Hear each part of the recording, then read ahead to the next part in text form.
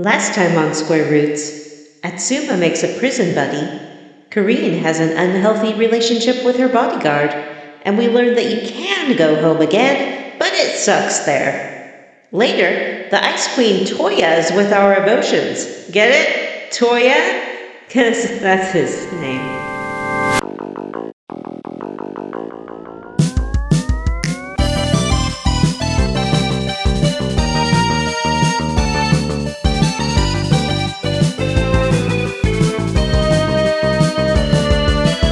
What's up, sluts?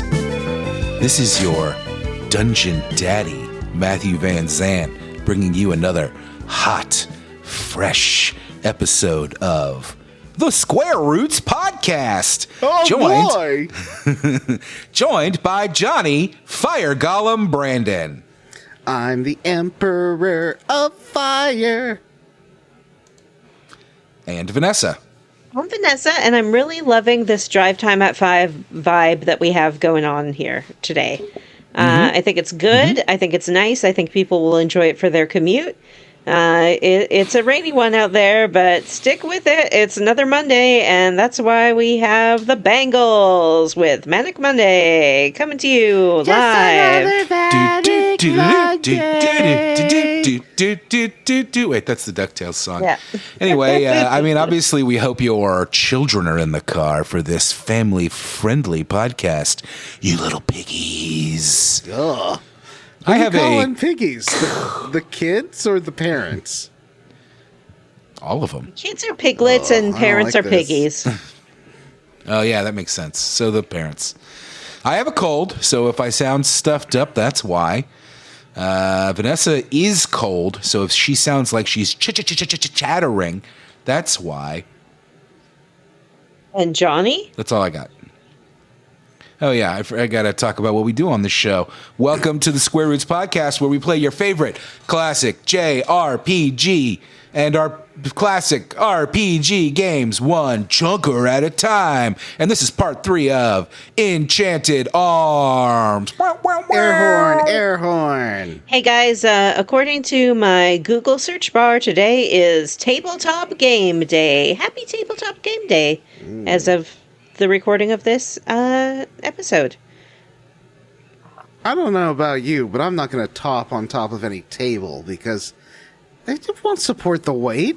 It depends on the table, I think. Well, anyway, happy belated Tabletop Day.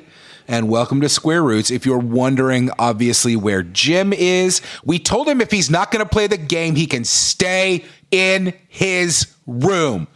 Bad Jim.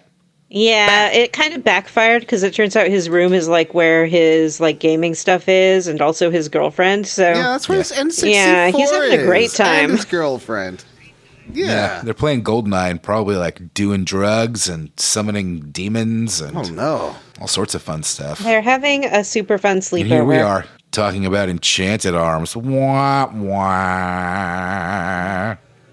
But Enchanted Arms is wonderful. I'm having a great time. We met a lot of really good characters you, this Johnny. week. That's Okay, there was one bad hour in this chunker, but I thought the rest was pretty good. there Ended on were a great 8 note. bad hours and one mildly entertaining ending. Go walk around and talk to everybody in the camp about who could the bad guy, who could the traitor be. No, not just the camp, also outside the camp. I have a lot to say about This game sucks. how there's a very important character in this chunker who never actually got a name. They just call him the same thing the whole time. And it's not the character I'm thinking of. I know. Well, wait, it's not Baron Hartman? No.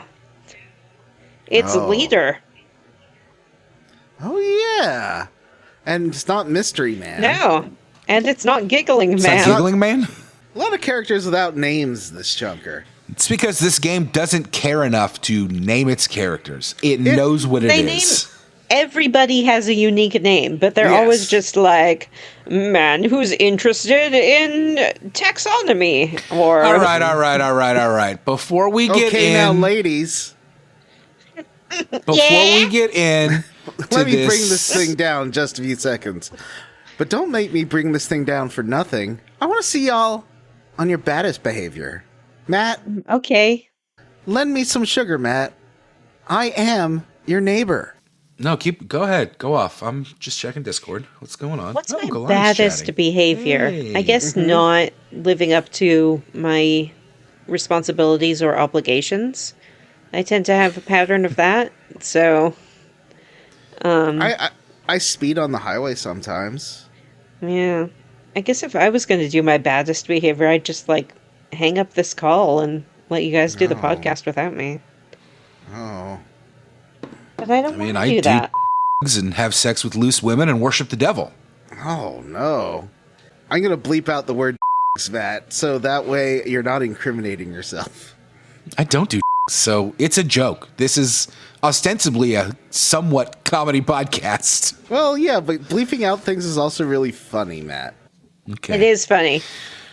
Anyway, before we get into all of that hot Enchanted Arms talk, and Johnny spends the next 2 hours screaming about his Stockholm syndrome that he's got with every bad video game that's ever existed.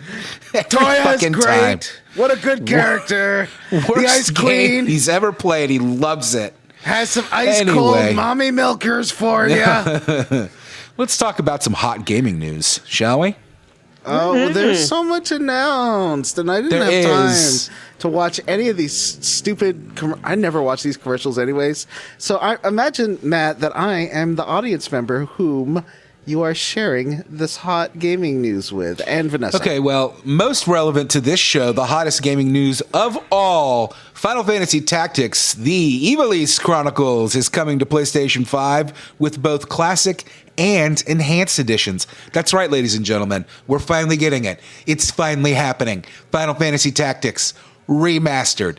Also, it's coming to, I think, every other console, but it was announced at Sony's State of Play, so. I mean, it's just a port, right? Like, it looks fine. It looks good.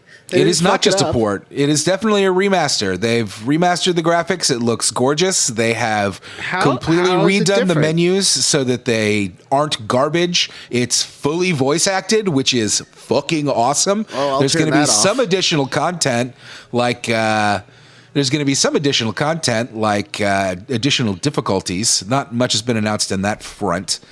And it also comes with a classic edition, so if you don't want that and you just want to like plug your PlayStation 5 into your CRTV and get your 2-liter of Dr. Pepper and your Pizza Hut and spend your Saturday night reliving your 90s, spend your Saturday evening reliving the 90s, you can play the classic edition. Whoa. It looks fucking great. I'm trying to look at what the game looks like, but right now it looks like a bear ripping toilet paper, and this toilet paper is better than the leading bargain brand. It's 200 sheets are way thicker. Yeah, Is it YouTube's one cool. of those Charmin bears? I hate those bears. Yes. It is one of those Charmin bears. I don't like them. But it's not like a Final Fantasy VII remake, right? Like it's No, I didn't say it's a remake. It's a remaster. So it's a port. I refuse to have this argument with you. You know what the difference is. You are being obtuse intentionally to get under my skin. And the worst part about it is, sir, is that you don't have your camera on, so I can't even look you in the face while you say stupid shit to me. I'm sorry, Matt. That means you're great. He can make his little stinker face without us knowing. Yeah, exactly. Anyway, I'm pretty excited about that. But hey, if that's not your cup of tea, guess what? Whoa, 007 First Light. That's right, a James Bond video game? Whoa. What? He kind of looks like Tom Cruise. Bond? I thought he looked like Nathan Drake. I don't know. Odd that they didn't license like any likeness for this James Bond game. Well, is that odder than that James Bond Legend games where it goes through every Bond movie? Oh, yeah. It has Daniel Craig Daniel Craig. Every single Bond movie. Like, isn't that a bit weirder than this? I feel like that's weirder. No, this makes sense to me because why would you license somebody's likeness? Why would you not create your own so that you don't have to pay somebody? Because you know they want this to be the first of 100 of these. Yeah, it's going to be like a Spider-Man where it only sort of looked like Tom Holland, and then it completely didn't look like Tom Holland after they patched the game to make him put in a different Peter Parker. Anyway, it's a cool looking FPS. It looks like it's kind of an Origins style thing that covers him through his early days and his first missions. I'm excited. That's a bad idea. John hates Origins. He hates Origins. He hates Legends. He hates any kind of prequel. He hates a preamble. Star Wars stories. Mm-hmm. Mm-hmm. He hates a prologue. He hates a preamble. Yeah, he hates a prologue. Except for he the hates Honda a prologue. quotation at the beginning of a book before the book starts. No. Don't reference the Bible. Get me to chapter 1.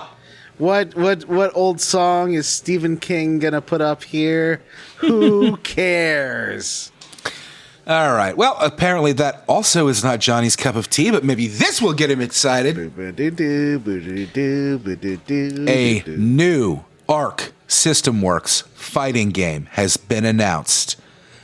Marvel Token Fighting Souls! A 4 versus 4 fighting game. Whoa. It's got your Spider-Man. 4? It's got your Iron Man. It's got your Captain America. It's got, I don't remember who else it had. Storm. Hulk? I don't think it has Hulk. But they only announced 6, I want to say, of the characters, and they said that more would be coming. So they love is it like a Smash doing Brothers? that stuff. They love doing that with fighting games. They're like, we're going to make 18 months of like one video every 5 weeks of a little thing and be like, hey, we also have Squirrel Girl. This looks very anime influenced. If you're not familiar, Johnny, which I assumed you would be, but apparently you're not, Arc System Works is the game behind the Guilty Gear series, as well as the legitimately incredible Dragon Ball FighterZ Z, which is that Persona fighting game. Oh yeah, they did that Persona fighting game. There's that other fighting game series. What is it? Guilty Gear? Yeah, there's another one that's very similar to Guilty Gear, but isn't Guilty Gear. I don't know. My brain's at 50% today, so don't mind me. Why? I woke up a half hour or an hour ago, and I'm BlazBlue. That's what it is. The BlazBlue. Oh, I've never played a Guilty Gear or a BlazBlue. You know, they're really good fighting games. It's one of those things where, like, all the characters are like, none of them are like cool. There's probably a few, but it's all like extremely anime, goofy stuff. It's not like nobody you know, but that's all right. I want a fighting game to have a Chun-Li type, and I want it to have a Nina Williams type and a Zangief type. Matt is furious because I turned my camera off.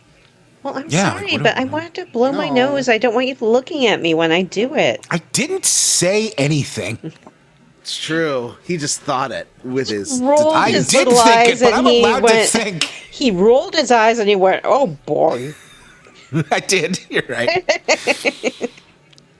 Anyway, this is a Marvel fighting game, which is interesting. And I don't know, the preview looked pretty amazing. I'm really excited for it. I assume that Capcom is biting their fist in rage that they, are missing out on this incredible franchise. Mm-hmm. Captain America, Doctor Doom, Ghost Rider, Iron Man, Ms. Marvel, Spider-Man, Star-Lord, and Storm are the announced characters, and I bet there'll be 4 more at least. Anyway, looks cool, sounds cool, very exciting stuff. You know what I mean? There's a space shooter coming out. I love a space shooter. Do you like a space shooter, Matt? Be more specific. Like a Wing Commander or a Free Space. It's called Wildgate, and it's by people from Blizzard. You love Blizzard. Yeah, I do love Blizzard. They make your favorite chunky dwarf boys. Matt loves a chunky dwarf boy. Mm-hmm. That's why he likes you. Oh, no. I thought when it said space shooter, it was going to be like a Wing Commander. But I'm looking at it, and it's like an Overwatch. Oh, no. How dare they? How is that I guess space? it has both. It has both. It has some Overwatch, and it has some Wing Commander. Anyway, there was a bunch of other news that we don't necessarily need to cover. Most of it is, there's a ton of games coming out. The one other one that I did want to mention is that Digimon Time Stranger game got a Digimon Story Time Stranger got a gameplay trailer, and it looks pretty fucking cool. It looks like they're trying to give it like Persona vibes, With like interesting animations and stuff. I don't know. I'm really excited. Up, or? Yeah, for sure. Looks pretty interesting. Oh, and there is a new Thief game coming out. Can you fucking believe that? They liked our podcast so much, they're like, we should make another one. Yeah, but it's we should a VR make sure. game, so they should make sure Matt can't play it. Yeah, Matt can't play it. It's a joke, It's kind of a fun little prank. Yeah, it is. Anyway, that's not it, but there was a lot of other stuff, but that's kind of it as far as I'm concerned for State of Play. Silent Hill F got a release date of September 25th of this year. That's exciting. Don't say F in front of baby. Okay. What? There's actually a Sex and the City quote, but I think it's pretty funny to use out of context. Do you remember that episode, Vanessa, with the Ukrainian nanny? Didn't watch Sex and the City that much. No, I don't remember it. I thought Miranda was your idol. I did base my whole personality and life on Miranda, but only on like the 10 or 15 minutes here and there that I would catch when other people were watching the show. Like, I'm going to so cheat on Steve. I'm going to cuck him bad. Would Vanessa date a that's Steve? why he shows up on the bridge. Yeah. Would you date a Steve, Vanessa? Like just a nice normal guy? Yeah. Probably not. I don't know. Is he rich? No. Is he famous? No. Well, not even from England. Oh man, he's not even British. Ew. No. I don't. Yeah, sure. Why not? Let's see. PlayStation State of Play. No, we're moving on. So we also have the Summer Game Fest going on this weekend. That is going on now, so we don't have all the hot news, but Resident Evil 9 finally got a title, Resident Evil Requiem, along with a trailer, and it is coming next year. That's exciting. Well, I'm excited about it. Sorry the oof was about using the subtitle Requiem, because like along with Reckoning and any of those ones, Rekindling, Reloaded, Reorganized. It's not. I want subtitles to be better. So it should be like Resident Evil 9, the dripping blood of the Mohara estate, or something a little cooler. Resident Evil 9, it's gonna scare your fucking dick off. Oh, that should be the subtitle. Resident Evil 9, tall giant lady's back and she's horny. Fuck yeah. I would play that day one purchase. Mm-hmm. Scott Pilgrim in the news getting another fucking game. What's going on? That comic book ended 20 years ago. People like it. Everyone loves Scott Pilgrim. Mm-hmm. Scott Pilgrim EX. That's exciting. It's another beat 'em up, kind of like that Scott Pilgrim versus the World game. Fun. Is it made of like big pixel voxels and looks real cool? Or I liked the look of that first Scott Pilgrim game. Like the animation was great, but each level was like 30 minutes long. Like, don't do that. You can't have a brawler that's 20 hours long. I can't. Nope. Sorry. Johnny can't. Yacht Club Games, the developer of Hollow Knight, has finally announced the title of their next, or not the title, but they finally released a trailer for their next game as well as a release date. It's called Mina the Hollower. It looks kind of original Legend of Zelda-esque, top-down. That's not Silk Song? I thought Silk Song was their big thing. That's a different developer. Yacht Club Games released Shovel Knight, not Hollow Knight. Oh. Right, I bought that Shovel Knight game, and I don't like it. It was a little tough. It was too hard. Yeah, it was tough. Baby. Yeah, this one also has that like original Nintendo type graphics as well. Like that seems to be their shtick, and I kind of dig it. I'll play it. It was a nice looking game, that first one. An awesome looking game got announced called Lego Voyagers from publisher Annapurna Interactive. It's a 2-player co-op adventure that's all about building spaceships, excitement, and friendships. And if you watch the trailer, it's fucking gorgeous. It looks crazy good. Is it like a Kerbal Space Program, but with Legos? No, it looks more like a kind of 2-player co-op, bounce around a cute world and, I don't know, platform. That sounds like it could be cute and fun. That sounds like a cute and fun play with your kids kind of game. Yes, I fully intend on playing that with my son Connor. Lies of P got a surprise DLC on last Friday, so if you're one of those P heads, one of those Are you Timothy Shalnocchio P heads, or do you lies with me? That's a Friends of P. Remember Friends of P? Do you remember that song? No. No. Oh, it's a song from the 90s. Everyone loves the 90s. Everyone does. That's why we order a Pizza Hut and play Final Fantasy Tactics Classic Mode. Classic mode, yeah. My brother went to a Metallica and Limp Bizkit concert last night. Ew. Oh, wow. Why? Because he wanted to see Metallica? I think it's really rude I that always he mix didn't up invite you Limp to go Bizkit. too. He did. Linkin The tickets Park. were $250. Gross. If we had bought the tickets when they went on sale, like I wanted to, they were $70. But instead, he waited until 2 days before the concert, which is 2 weeks before my son's birthday, and was like, well, tickets are $250 now. And I was like, have fun, bud. You have a good old time. I don't fucking care that much. No, I think it's... Bando Namcai announced a sequel to Code Vein. That's right, Code Vein. I love Bando Namcai. Bandai Namco. Atomic Heart 2 got announced. Vanessa, you loved that Atomic Heart. let me think. Atomic Heart. It's a... You played the whole fucking game. It's a... Didn't you? Am I thinking of something else? It's a... No, Jim played Atomic Heart. That's the one with the robots with the big asses. Isn't that the new one that came out that was like a Fallout, but it was like in England? No, that's Atomfall. That's Atomfall. Oh, This okay. one's more like a BioShock in Russia with hot girl robots. Oh, That yeah. doesn't sound like something I'd love.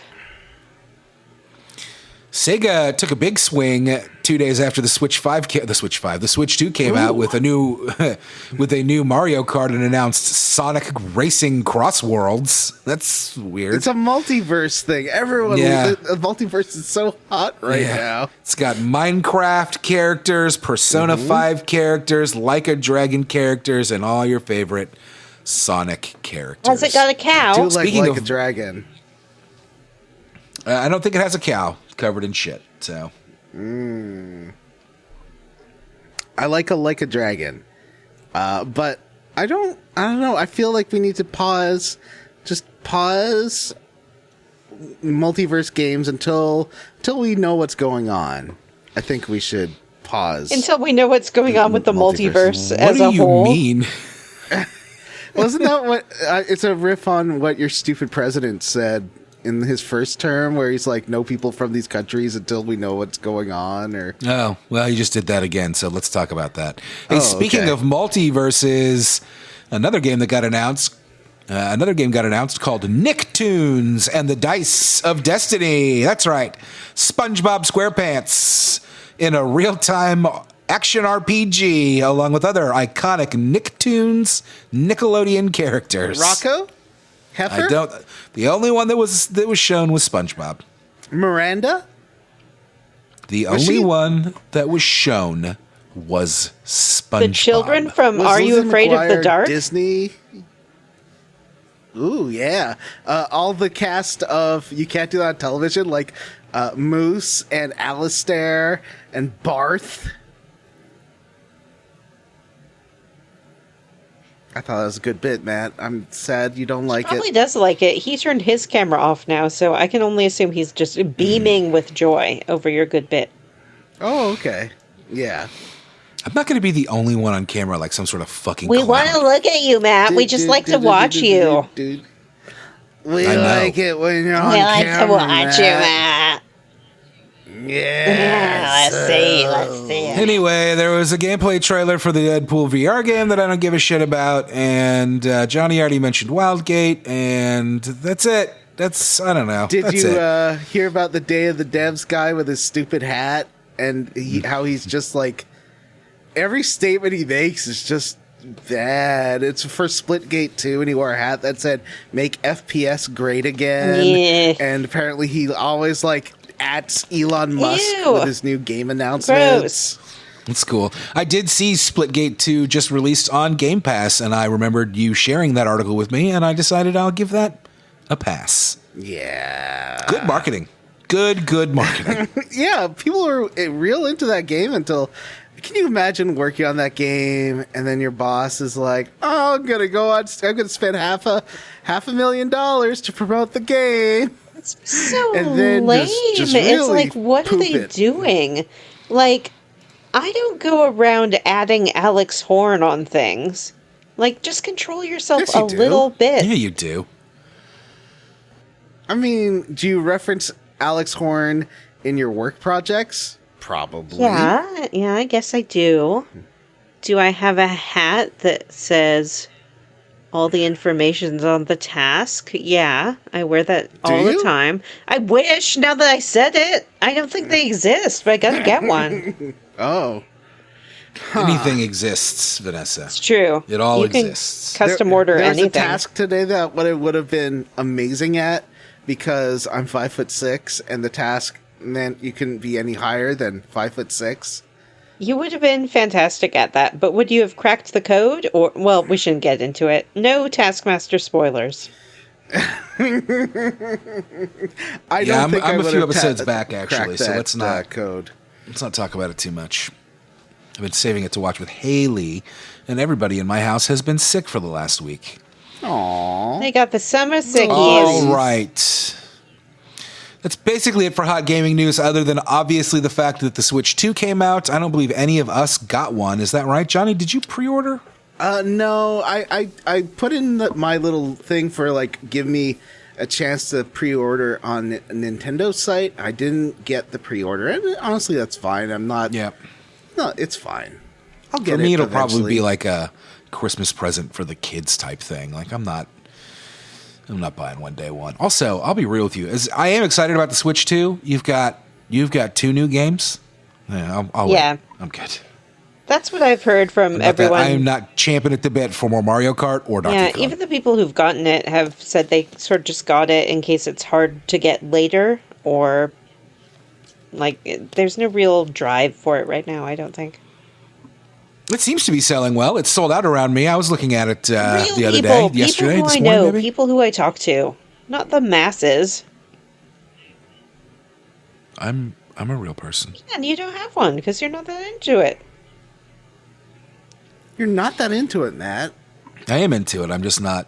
You're that just into it. not I that guess you're into right. it. You got me there. And that's okay. I'm just not into her. So, before we dive into the quest log, let's talk about one other thing that we like to do, and that is our cool YouTube channels. That's right, channels, plural. Check out the Square Roots Gaming stream on Wednesdays over on YouTube. Currently, I am playing Secret of Evermore, and it is a good, fun game. I really enjoyed the first chunker, and then the second week I was sick. So hopefully we'll pick that back up next week. But before that, we streamed one of Hideo Kojima's earliest games, Snatcher. And before that, we streamed all of Kingdom Hearts 2. Whoa. So come find us on YouTube, Square Roots Podcast, obviously. It's a good, fun time. Sometimes there are other random streams, like today. Yeah, what did Jim stream today? I couldn't didn't tell. watch, so I do not know. I went in and made him open a package live on air, and then I was like, okay, bye. I couldn't even tell what he was playing. I was watching baseball. So if you like this podcast, go check that out, because it's basically more of this, but with the game actually playing on the screen. If you prefer more long-form content, you can go check out Bears In Game's Neo, Johnny's new YouTube channel where he does amazing videos about queer history of gaming, or in gaming rather, as well as Kubert Opens Worlds videos where he rates and reviews open world drivey shooty games, as he refers to it. Everyone loves an open world drivey shooty crime game. And sometimes releases little shorties that I like. I'm working on a script, actually. I've written, I would say, at least half of a script for the next one this week. While down, because I've been working a lot, but there's been some downtime. So when there's been downtime, I've been just pulling up my little keyboard and going tippity-tappity and just working. I had to have some windows open because I'm doing, journalistic research, i.e. looking at Wikipedia, but then I check the sources so I can sort of see where it's from and then quote the original source instead of just quoting Wikipedia, which I feel is as good research as I'm going to do. Maybe I'm not selling this. They're really fun, they're really funny, they're engaging, and you learn a little bit of something on the side. Yeah. Yep. I also I just I was like, I'll just play a little Star Control 2 for research and to capture some footage. And then I looked at my Steam thing today. I installed it on May 21st. I played 11 hours of Star Control 2. That game's amazing. I love it. I mean, I finished it several times. And games like Mass Effect have taken a lot from Star Control 2. It's a real good game. The problem is that you hurt your own credibility because then you come on this show and you're like, Enchanted Arms is a really good game. So I don't know what to believe. I don't know what to believe. I don't know.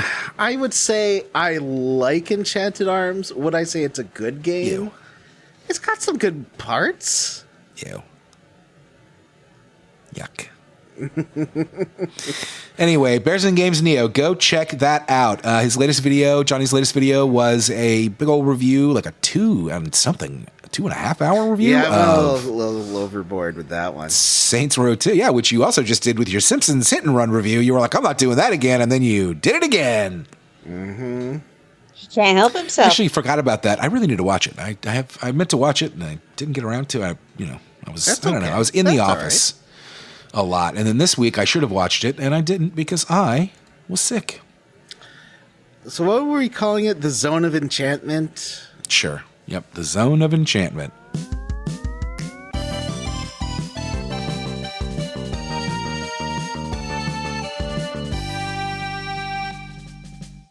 Welcome to the Zone of Sorry.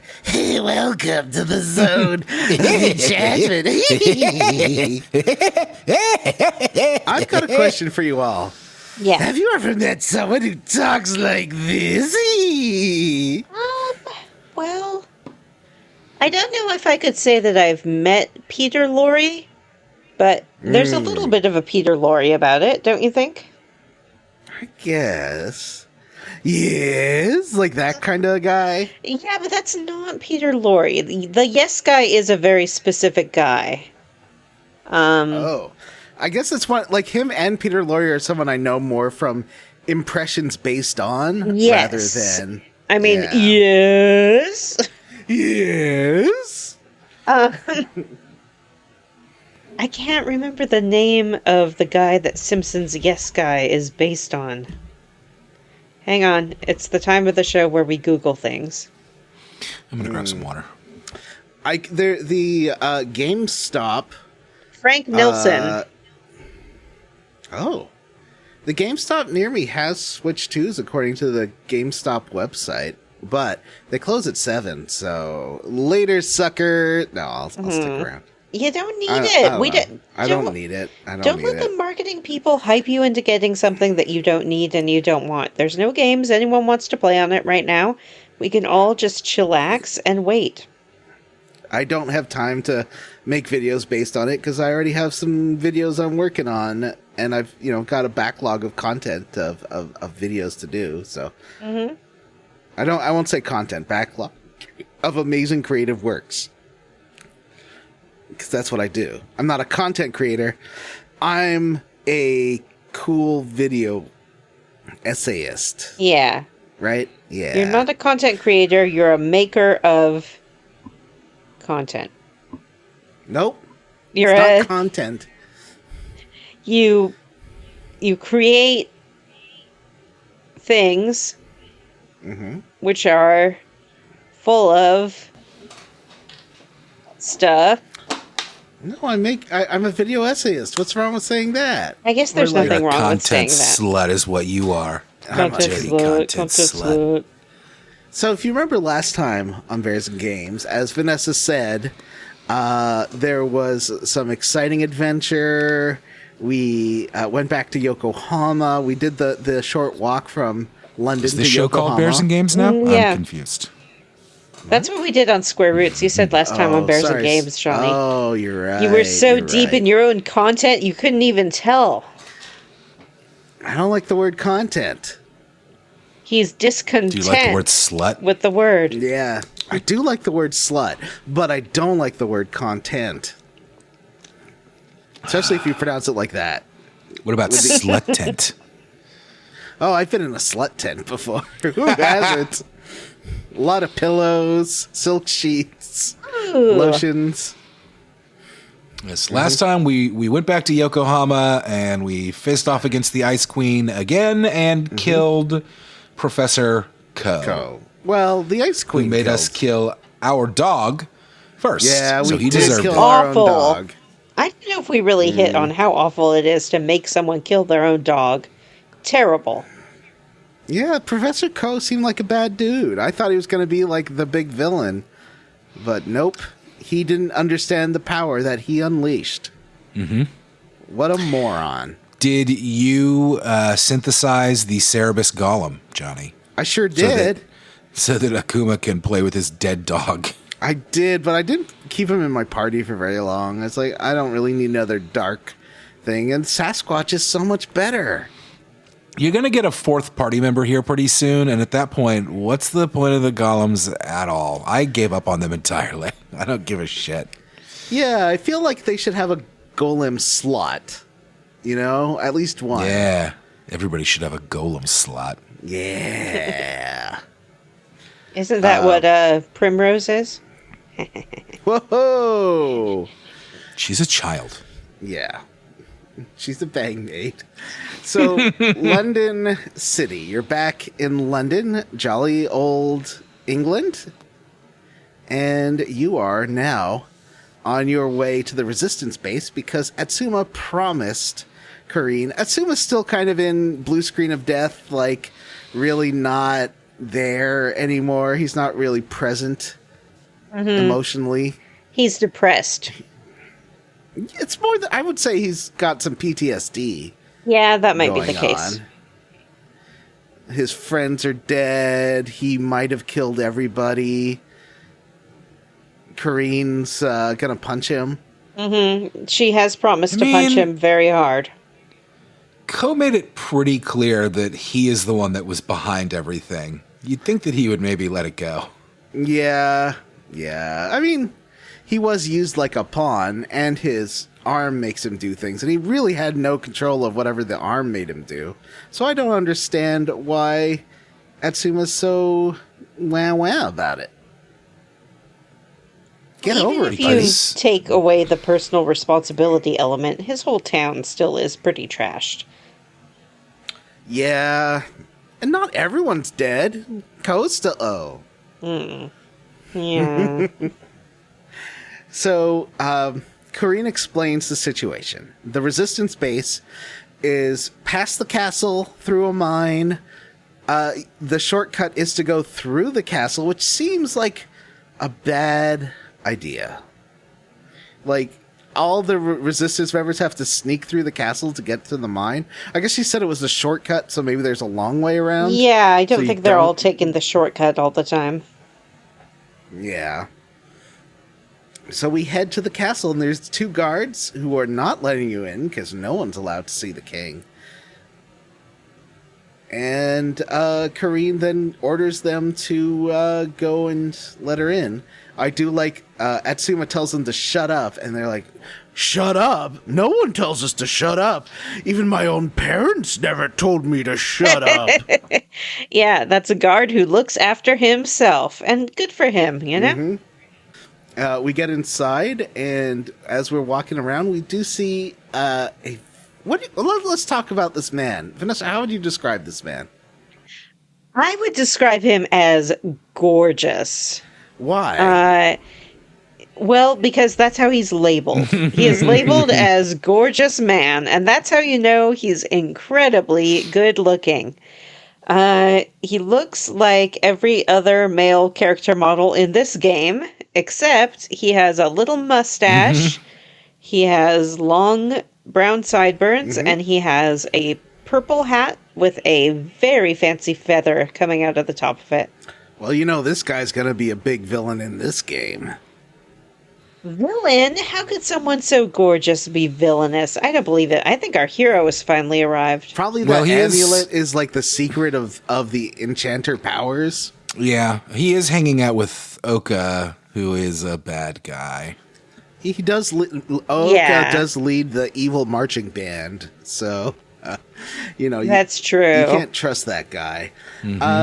I like that the gorgeous man's sideburns have that like 60s Japanese. What do you call those monster movies? Like the 60s Japanese monster movie look of where they've Kaiju?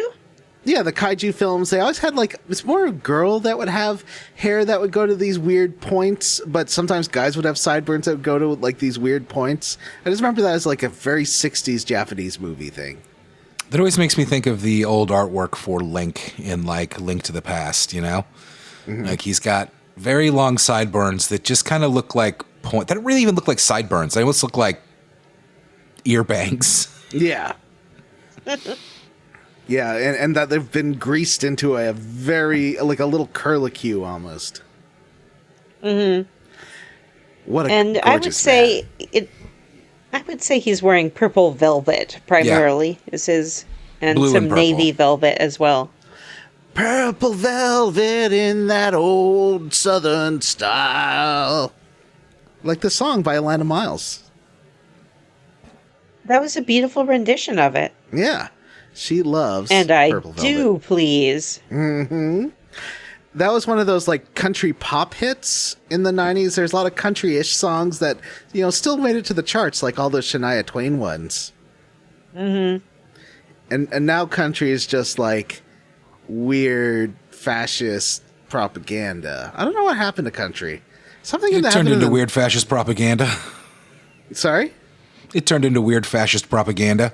Yeah, I guess right around 9/11. Well, you better get out of my country. I love Jesus. And America. They sound like And beer. a little one of those Instagram girls dancing around to a song about burning up someone's truck, like a old-fashioned country song. Like, his truck was John Deere green, and I set fire to it because he found another woman, and I didn't care for that. Yeah. Yeah. I bet there's like alt country out there that's like more on the classic style and isn't alt right-wing fascist propaganda. Yeah. I told you guys about the time I was in a lift and they were playing country music and the song Cowboys and Plow Boys came on, and it changed my life because it was the greatest song I've ever heard. Well, how's it go? Cowboys and Plow Boys, they make the world go round, boys. Was I it think sung by a anybody. woman? No. Huh, okay. I'm all in on this weird queer country music. I bet it wasn't That's queer. how I though. took it as well, and then I sought out the music video to see if it was either A, being ironic, or B, being gay, and I don't think it was doing either. Wait, a straight man was unironically singing about Plow Boys? Come on! Yeah, and it's like it's a duet, Johnny. There's like the plowboy and the cowboy, and they both have lines about what they do with their girlfriends. The plowboy takes her to a field, and the cowboy takes her to dance at a bar. So they had to throw that in there so you knew it wasn't anything funny. No funny business going on. Just two good old-fashioned cowboys and plowboys singing about how they love each other. Sounds like Letterkenny. I wear a 20X American hat, a gold buckle from a rodeo. I wear a dusty old co-op cap, make my living in them old turn rows. I ride a quarter horse, my tractor's right here. I drink whiskey and I drink beer. Cowboys and plowboys, just some good old small town boys. Both make the world go round, boys. Boy, ain't that the truth. Yeah, we've got different roots, we wear different boots, but we ain't that different when the day is through. So here's to the cowboys and plowboys like me and you. Aww. The fuck does any of that mean? That's what a sweet love song between these two men. I love it. It's, it's I basically take my girl to the honky tonk. Yeah. I two-step and I spin her around. I take mine to them fields of gold, hold her tight while the sun goes down. Those fields of gold. It's essentially the farmer and the cowpoke should be friends from Oklahoma, just redone for a contemporary audience. It was John Party and Luke Bryan. Sounds terrible. It does sound terrible. So we go to the mines. Yeah, well, we sneak through the castle. Fortunately, the castle's pretty deserted, so they don't notice us sneaking through. We see Lord Ooka and the gorgeous man having a sneaky meeting. Yeah, they're having a sneaky meeting. We sneak around. On one side of these giant grand escalier is a chest. Have you noticed the amount of money in chests has not increased? It's like, is it going to be 1,000 and 2,000 TBs through the entire game? Sometimes you get 500, like deep in a dungeon, and it's like, what is happening? Well, this game's parsimonious with its TBs. It's manufactured scarcity. Yeah. Whereas parsimonious the opposite, stingy with its TVs. It's like the diamond industry. There's plenty of TDs around, but they're keeping them to manufacture scarcity and get people excited about finding the meager scraps that they do. Mm-hmm. So there's a big red button under the stairs. This is the entrance to the secret passage. No one in the castle could ever find it or will ever find it because it's very well hidden. Also, there's no one in the castle other than Lord Ooka and this guy. The gorgeous at least right man. now. Later on, there's people, but they're all dead. But right now, there's living people that are not here. Oh, man, we missed the hottest game news of all. I can't fucking believe it. What is it? Did you hear that our idiot president and his ketamine-addicted fuckboy started fighting on Twitter? I did. It was one of the best days since... It's been one of the best days of social media since that day Trump got COVID. That was so good. I did hear that Elon went and quietly deleted his tweet that said that Trump was all over the Epstein files. He's like, I should know it. I saw him on the plane to that private island. He was definitely there at this private sexting island. Like, he tweeted it as if that's some kind of revelation, but that has been known for a very long time. So I don't understand. Seriously, isn't that why somebody took a fucking shot at Trump last year? Was because they knew he was on the Epstein? Yeah. Wow. Huh. Well, I have nothing to say on that subject matter, but I love America, and your president, please don't arrest me at the border. Also love America. Mm-hmm. It's the so we go into the mines. Red and blue. It's the mines are fun because you do, America. I just think that's such a nice national anthem. Ours kind of sucks, but yours is just like it's really sweet. Yeah, this is you. It really celebrates the small moments and people who make our country great. How's it start? Something, something, something, something from coast to coast.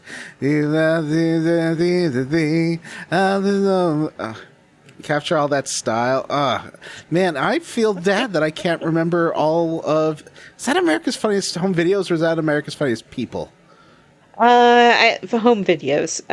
Matt is starting a side chat with Jim, who is at his. Well, I won't say where he is, but daughter's quinceanera. Yeah. His daughter's quinceanera complaining about us being off track. So we better get back on track, or else Daddy's going to come home. What did he say? You have access to the chat as right. well. The real reason we need to hear is because without you, these idiots sing 100-year-old songs constantly. Yeah, it's true. We love those 100-year-old songs. There's a hole in the bucket, dear Liza. Dear Liza, dear Liza. The hole in the bucket, dear Liza. A hole. Well, fix it, dear Henry, dear Henry. Yeah. Anyway, moving on. All those Irvin Berlin songs are going to be 100 years old, right? Yeah, it's very exciting. The mines. We go through the mines. And do you know what I like about mines? Minecraft puzzles. Do you know what's fun about Minecraft? Minecart puzzles. Do you know what's fun about minecart puzzles? Is that it's a fun little part of a game where you can like hop in a minecart and go fast and like up and down, and it's zippy like a roller coaster, and it's just a fun little change of pace. It certainly isn't just essentially a slow elevator that goes forward and backwards. I would not say that the minecarts are slow. For an RPG, this game might have the most exciting minecart ride of any RPG minecart puzzle. Mm-hmm. I'm going to say it. I'm just going to go out and say it. It was a pretty good... What the fuck are you talking about? It was like it goes down and then up again. I was like, oh, this is pretty zippy. Yeah, and also you have to master the controls of how you walk up to the minecart and press A to enter it. Listeners, before this episode started recording, Johnny did sit down in front of a video of Enchanted Arms with his eyelids taped open, and also a recording of somebody saying like, beautiful, happy, calm, you love this, beautiful, happy, calm, you love this, for several hours. So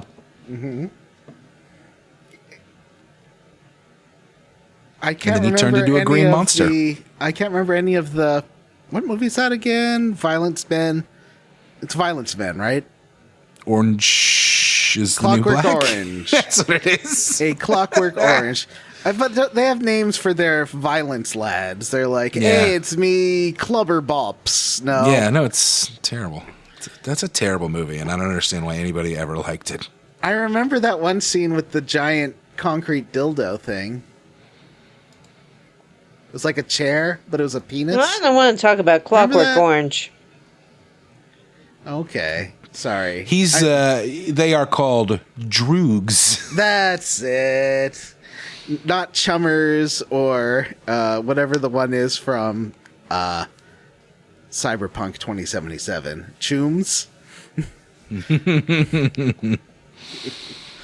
Anyway, we do some cool minecart puzzles that are not terrible at all. And Yuki's there, and she wants to fight Atsuma again. How come she always want to fight Atsuma?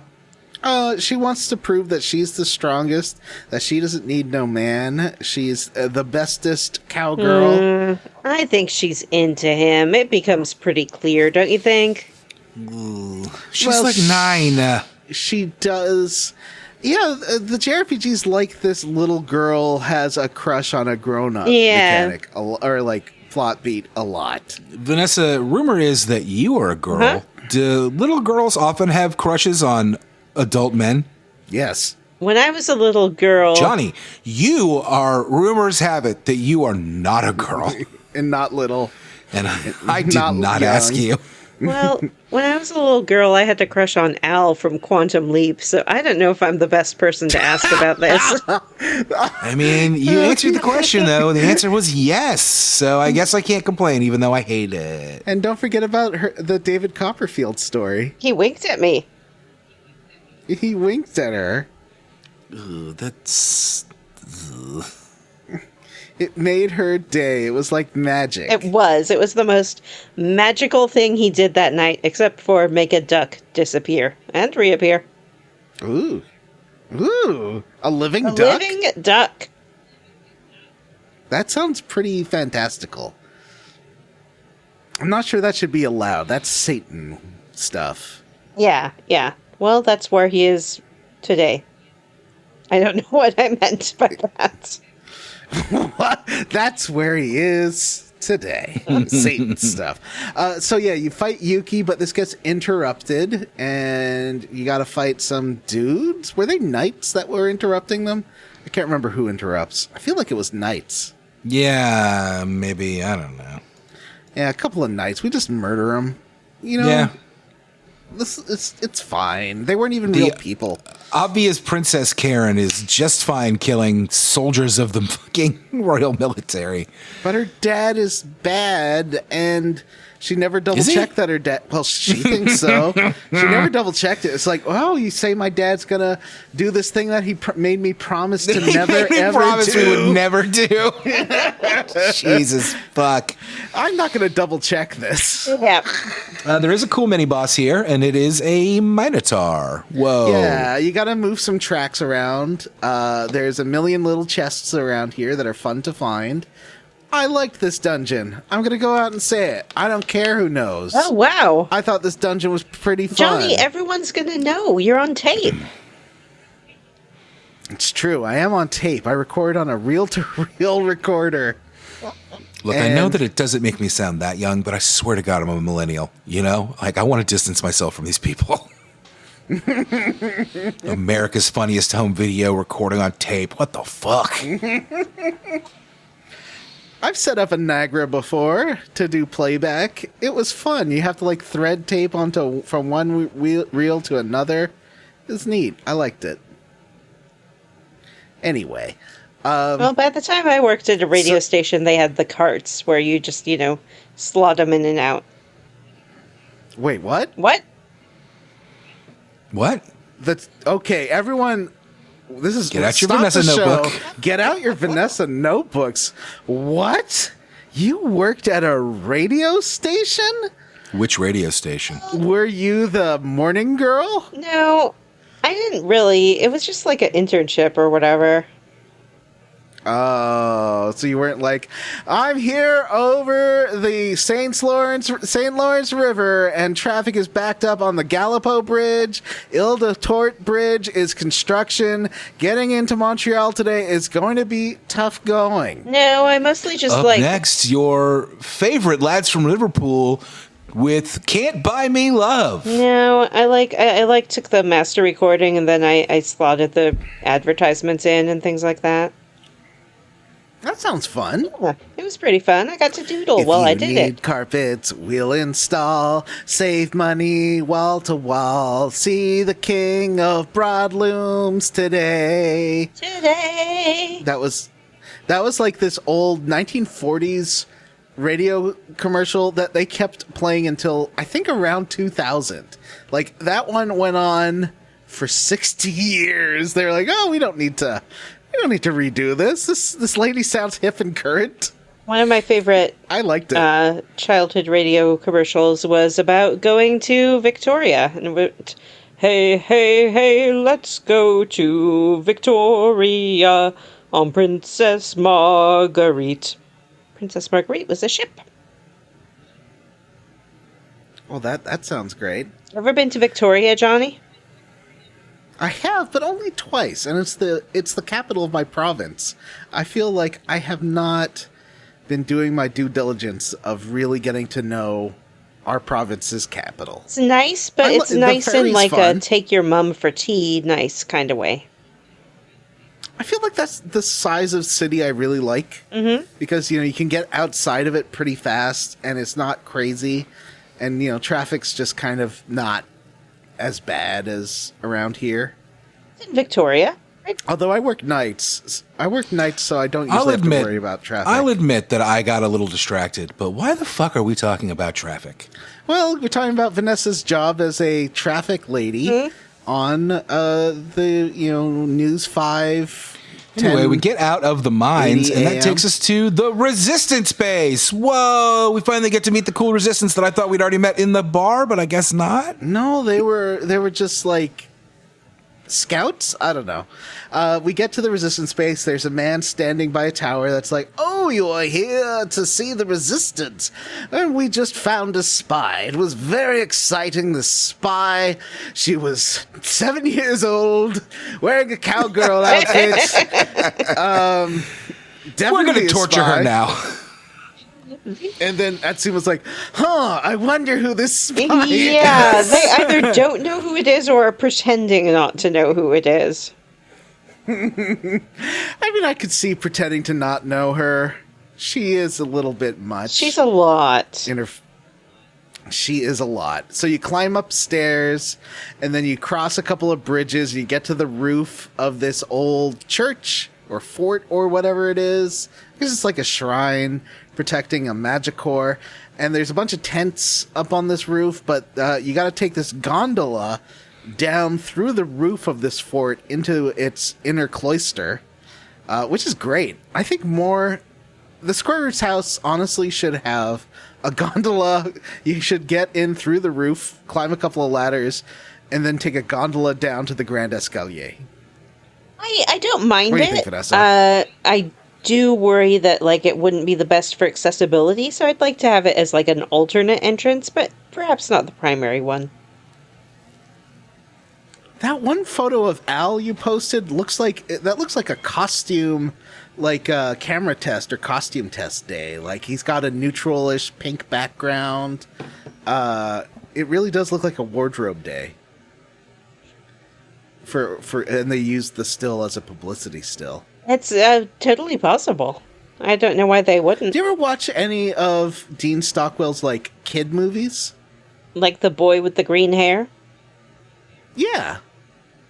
No. Apparently The Boy with the Green Hair is pretty good. It's very strange. I don't think I've seen any of his films when he was a kid. I have seen some of his films as an adult. Like Married to the Mob with Michelle Pfeiffer? Oh, God. Who hasn't seen Married to the Mob with Michelle Pfeiffer? Matt? I think I have seen it, but it's been a while. So we take the gondola down, and the leader, who is dressed like Robin Hood in some kind of weird cosplay, is there, and he's a very fancy lad. He's like, "We did it. We discovered the spy. We knew there was going to be a spy, and here she is. This little girl. She's got guns. We let her keep the guns, because why not?" Actually, I feel like none of the English people have English accents. Yeah. Go on. I don't like that he's named the leader and he never gets a name beyond leader. Surely this should be a named character. I feel like it should, because he's got, 40 lines or so. Mm-hmm. He should be more than just leader. He has a whole emotional arc. Yeah. And yet we don't know his name. I mean, maybe that's the point. Maybe if we knew his name, instead of just seeing him as his role, none of this would have happened. There's a part of it. So this base has a split level, and you can use your little arm grip thing to go up to the upper level, or just take the stairs. But why would you take the stairs when you can zip line up? It's pretty rad. Or grappling hook, I guess, not a zip line. There's a thing called, a refractory? It's one of those parts of cathedrals, and I never remember what's what. Reflectory? Reflectory, I think reflect. Yeah, refractory is like after you have a nut, and you gotta chill out for a bit. Because you have a peanut allergy? I don't understand what you're saying.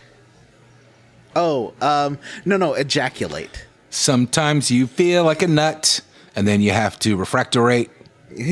Sometimes you feel like a nut, and no one can touch you for another 20 minutes. The reflectory is like the dining hall. It's where they eat. Oh, okay. So there's the operations room. You head in there, and they are interrogating a little girl. They do not believe her when she says that she's just a golem hunter. They believe that she's a little witch who is going to steal their secrets. And you meet the leaders. assistant, a very trustworthy man who has I guess he likes to see the lighter side of things. Yeah. What do they call him at first? They call him, like, inappropriately happy man, or... Oh, I believe he's the giggling man. But he has another name, too. Vanessa's right. At first, he's like inappropriately happy man or something. Mm-hmm. How would you describe inappropriately happy man, Vanessa? Happy.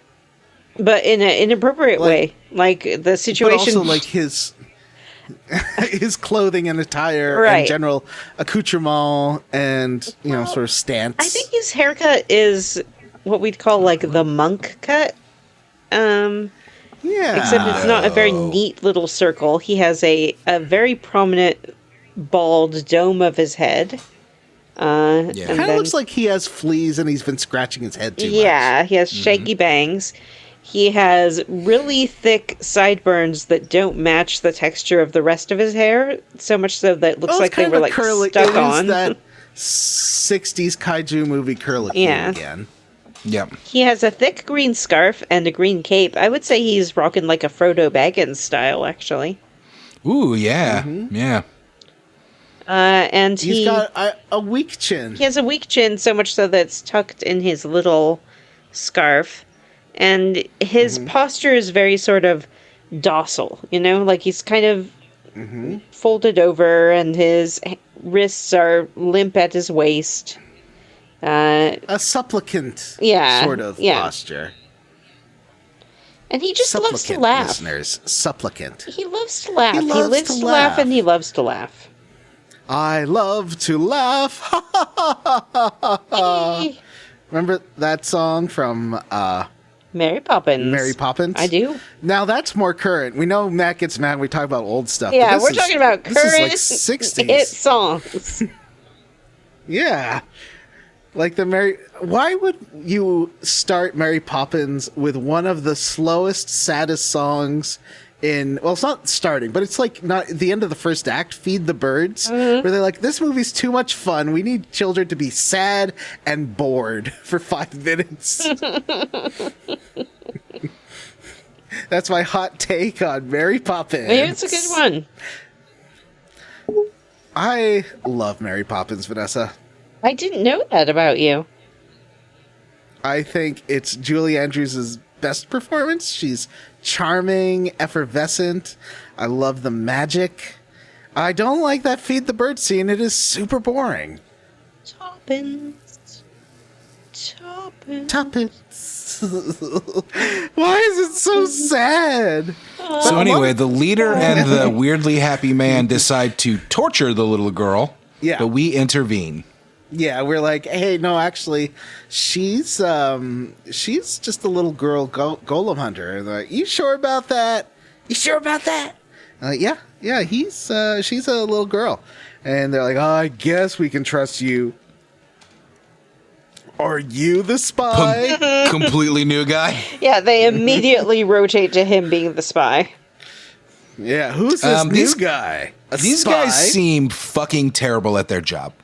Well, Matt, there's a reason for it, but we'll get to. We don't want to shock anyone with any twists on who the spy is. Could it be heroic Rygar, the princess, the hero of the game Atsuma, a 7-year-old girl, or a sniveling, cringing man who's laughing all the time and sounds like Peter Lorre?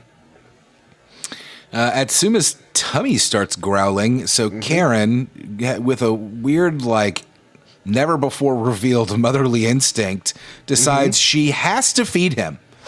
And this is when the game does Johnny's favorite thing: women be cooking bad. I love a good women be cooking bad scene. I don't know what Matt's on about, why he thinks a women be cooking bad misogynistic scene isn't height of hilarity. Hold on, let me put that picture into the notes. She's a lady, and she can't cook. It reminded me of, we get a lot of that in Persona. Fuck, we hit, no more singing in this episode. It's out. It's over. That's 6 songs deep at this point. 10 songs deep at this point. We did do a lot of Mary Poppins. You're right. She calls it Corinne's Brilliant Stew. Mm-hmm. And it is There you go. Eat it up, completely big boy. pixelated, but you can. It's pixelated. It seems to be mostly sort of like a grayish purple color. Yeah. It The looks like pixelation of the food is pretty funny. Yeah, they use that joke a lot in Breath of the Wild if you make a bad meal, and it's just always a good joke. Like, they can't show it to you because it's too horrifying. It does look like a purple stuck pig with its intestines coming out, but I don't... What do you think it is, Vanessa? Oh, I don't know. I think it looks like a purple pumpkin, like a dead pumpkin. Yeah, I didn't even consider what she might have put in there, to be honest with you. I mean, it's London, so I assume it would be like a fish pie kind of stew, like fish head stew. Is it like when they put a raw chicken into a big pot of water and then called it chicken water and like served it like soup? Yeah, I think that's probably likely. I mean, judging on Atsuma's reaction and what happens to him, I think it has to have some kind of meat product in it. Yeah, it does sound like it's pretty spoiled. Did you like this joke, Vanessa? Mine did, actually. I thought it was okay. We've seen it before. It's kind of a trope, but I liked the setup to it with Rygar saying to Atsuma that he's very sorry that he's going to die, and he'll pray for him. And Atsuma's like, "What are you talking about?" And Rygar's just like, I'm so sorry. You don't deserve this, but I can't stop it. It's already in motion, and all we can do is hope for the best." The only other instance of this trope I know of is in, Persona 4? Yeah. And the girls cook for the hero, and it is a nightmare. I like that trope. I'm sorry, Matt. I like girls can't be cooking. I think it's Don't apologize funny. to me. Apologize to all the women in the audience. Ladies, Yeah. I want to see y'all on your baddest behavior. Let me your sugar. Wait, Matt's got a knife. Yeah. Matt, put it down. Sorry, Matt. We'll stop singing songs. That was from the 2000s. Well, that's it for this episode of Square Matt. Roots. The 2000s. That's We're getting so contemporary. yeah. And then we fought the Fire Emperor and won. So next time on Square Roots, we're not playing this game anymore. That's it. So we then this whole resistance base thing. It's long, Matt. Yeah. It's too long. I know. Because first you have a tummy ache, and so you go to sleep and you wake up and no one's around. You can go to the roof, and there you find Yuki, and she sort of tells you a little bit about her family life and how her parents are dead, and she's a garbage orphan, and she's always got to be strong. And A garbage homeless orphan. Ugh. A lot of garbage orphans are homeless, Matt. I don't know that that's true. Haven't you seen any... Orphanages exist. That's true. Foster homes exist. We're Halfway very houses close exist. to starting singing songs from Oliver, so we should just move on. Yeah, that's what... You're right. I was about to go there. Either that or it's a Hard Knocks life. Once in a tuppet, twice in a muppet, I'll fucking blow this show up. Is that from Oliver? I haven't seen Yeah. Oliver. That was I don't beautiful. know it any of the is. songs. I know Annie, but not Oliver. Are they basically the same?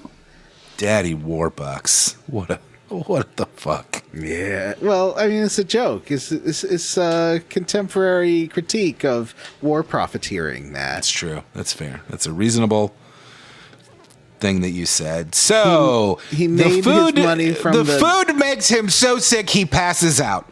So And then he goes talks to up- his arm. Yeah. Oh, yeah. His arm's like, "Hey, buddy." I own you. You're my bitch. Yeah. He's like, "Well, I'm not. You don't own me. I'm a man." He's like, "No, you're mine. You're basically an afterthought that I have to use to get my goals." I like these little moments of introspection where he gets negged by his own arm. It's great. It happens 3 times this chunker. As Johnny said, Yuki's on the roof. She explains how her life is fucking terrible. And then we're attacked by some knights. Oh no! The base is under attack. Yay! We defeat these knights, but we both realize these are some scouts. They weren't heavily armed. They were equipped light for fast movement. So obviously, they're forward scouts. There's going to be an attack. So you go talk to the leader. He's like, an attack, huh? Worth noting, doesn't Yuki join the party at this point? Yes, you do fight. This is the first time you have Yuki in the party. You get to use some. Like, I've been having skills and weapons for her for a while, so I was happy to finally get her in my party. I hate this Fight character, her and before she joins, though. Yeah, we do fight her one more time. Oh, You're yeah. right. I hate this character, and I was dreading her joining the party, but I gotta say, when it comes to in combat, she's pretty fucking handy. Yeah, her pot shot is real good. And I like her like, just barraging, shooting everybody in a big, like, 3x3 grid. Yeah, her range is really great. She makes a great backup character. Like, you just stick her behind Atsuma, and he hits him, and she kills him. Bingo, bango. Bing, bang, boom. Yep. I've been bumping her stats. I got her a bunch of skills this junker. I finally got Atsuma's, like, wave of fire. That's a really good move. Mm-hmm. And have you been getting these support skills, like 20% speed and 20% health? That stuff's handy. Yeah, I got the 20% range on Yuki and on Ladyface, Karine, because Yuki's attacks are not ranged. One of the pot shot is, I believe. You might be right. And Karine's attack where she poisons people, 3. Yeah, the acid rain. Yeah, that one's really Poison rain? good. Maybe it's poison rain. Yeah, I thought it wouldn't do any damage, so I wasn't using it at first. But if you buff up her range stat, that thing does a lot of damage. It's like a lot of people are weak to it. So I've been using that a lot. I got some cool skills for Rygar. I've been having fun. I like the whole skill system. I think it's the best part of this game. Is like that. I wish the golems were a bit more like levelly uppy and getting new skills. They don't really grow. But that would just be Persona or the SMT games. I mean, it is intentional so that you're constantly swapping them out, I think. But like I said earlier, once I got Yuki in the party, I don't need a golem. I don't give a shit about a golem. Yeah. I think you should always be able to have one golem regardless of how many people you have, and you should be able to swap them out mid-battle like a Pokemon. You got a golem slot. Anyway, we repel this attack, but the leader or somebody decides that we must have been ratted out. Who could it be, Johnny? Who could be the traitor? Well, Matt, I don't want to belabor this joke anymore, other than it's like we know who it is, so it's like From Software is messing with us at this point, because it's like, who could it be? Well, I guess we should gather information. How do we do that? By talking to every single person in the base and outside the base. But they blame Rygar. Yeah, they do blame Rygar. And lock him up It was Rygar? I can't believe it. He must have done it. He knows the king, and his brother is leading the attack. So Whoa. Yeah, we learned that Lord Uka is Rygar's brother, and that gets kind of spilled while they're talking about who the traitor could be, and so everybody decides it must be Rygar, but really it's just the leader and the giggling man that decide that, and everybody else is like, there's no fucking way. And he could break out of the cell at any minute, and he does not, because he's like, well, I don't want to break the law. It's fine. It doesn't make sense because they are outlaws. They are in a resistance. Yeah. The find everyone to talk to thing in an RPG. A lot of RPGs we played have a moment like this where it's like, we will not have any UI guiding you where to go. Yep. And there's 50 people inside and outside this base that you got to find hiding in little corners. I did find a cool palace guard golem who I used once, and he wasn't very useful, so I kind of put him aside, but I liked getting him. The final person I had to talk to was the guy outside the ladder by the entrance. That was the last one. It took a while. There's 4 people I think you need to talk to. in order to do this. I wasn't using a guide, so that was on me a bit. Matt, did you use a guide, or did you do an excruciating hour of No, I did an excruciating hour of talking to every single fucking person in this place. And I had the same problem of like, oh, the last person you need to talk to is hidden. Yeah, and there's a one on the roof and one in the outside. Yeah, that was...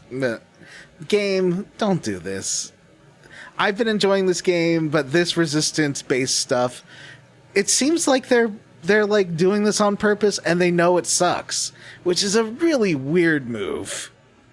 I mean, it's like the tutorial thing where they explain to you to walk up to something and hit A 10,000 times. Mm-hmm. And then make you confirm that you know what it is. At least it doesn't do the Zelda thing of if you like hammer a button through, it goes to no and then explains it again. Stupid owl. So we eventually we're like, I think it might be that giggling man. That giggling man is a bit suspicious. What do you think of the giggling man? Yeah, I think the giggling man. Let's go ask people about the giggling man. Mm-hmm. Okay, what do you think about this giggling man? And people are like, well, I guess he's fine. I mean, he does go to the palace a lot, does talk to guards, he does sneer evilly anytime. He might be a little suspicious, I guess. Yeah, one guy says, well, I did, the information he gave me is what allowed the base to be attacked, but I guess that's just because I'm bad at my job. Mm-hmm. So you gather this information and you realize it probably is the giggling man, but you'll need hard, concrete proof. And then Kareen's like, Atsuma, I'm going to have a random tiff with you and tell you that you're a useless baby and you suck and you got everyone killed, so shut up.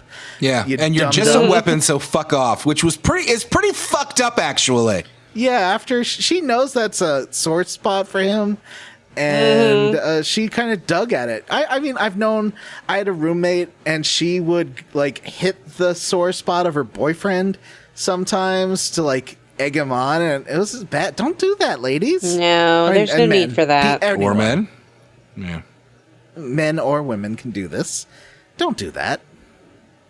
Mm-hmm. Anyway. So she is like, well, I guess I'm going to go on my own and solve this. So she runs into the giggling man, the leader, and she spies on them. And they're like, well, we're going to steal this magic core. I can't do the voice. I'm going to cough.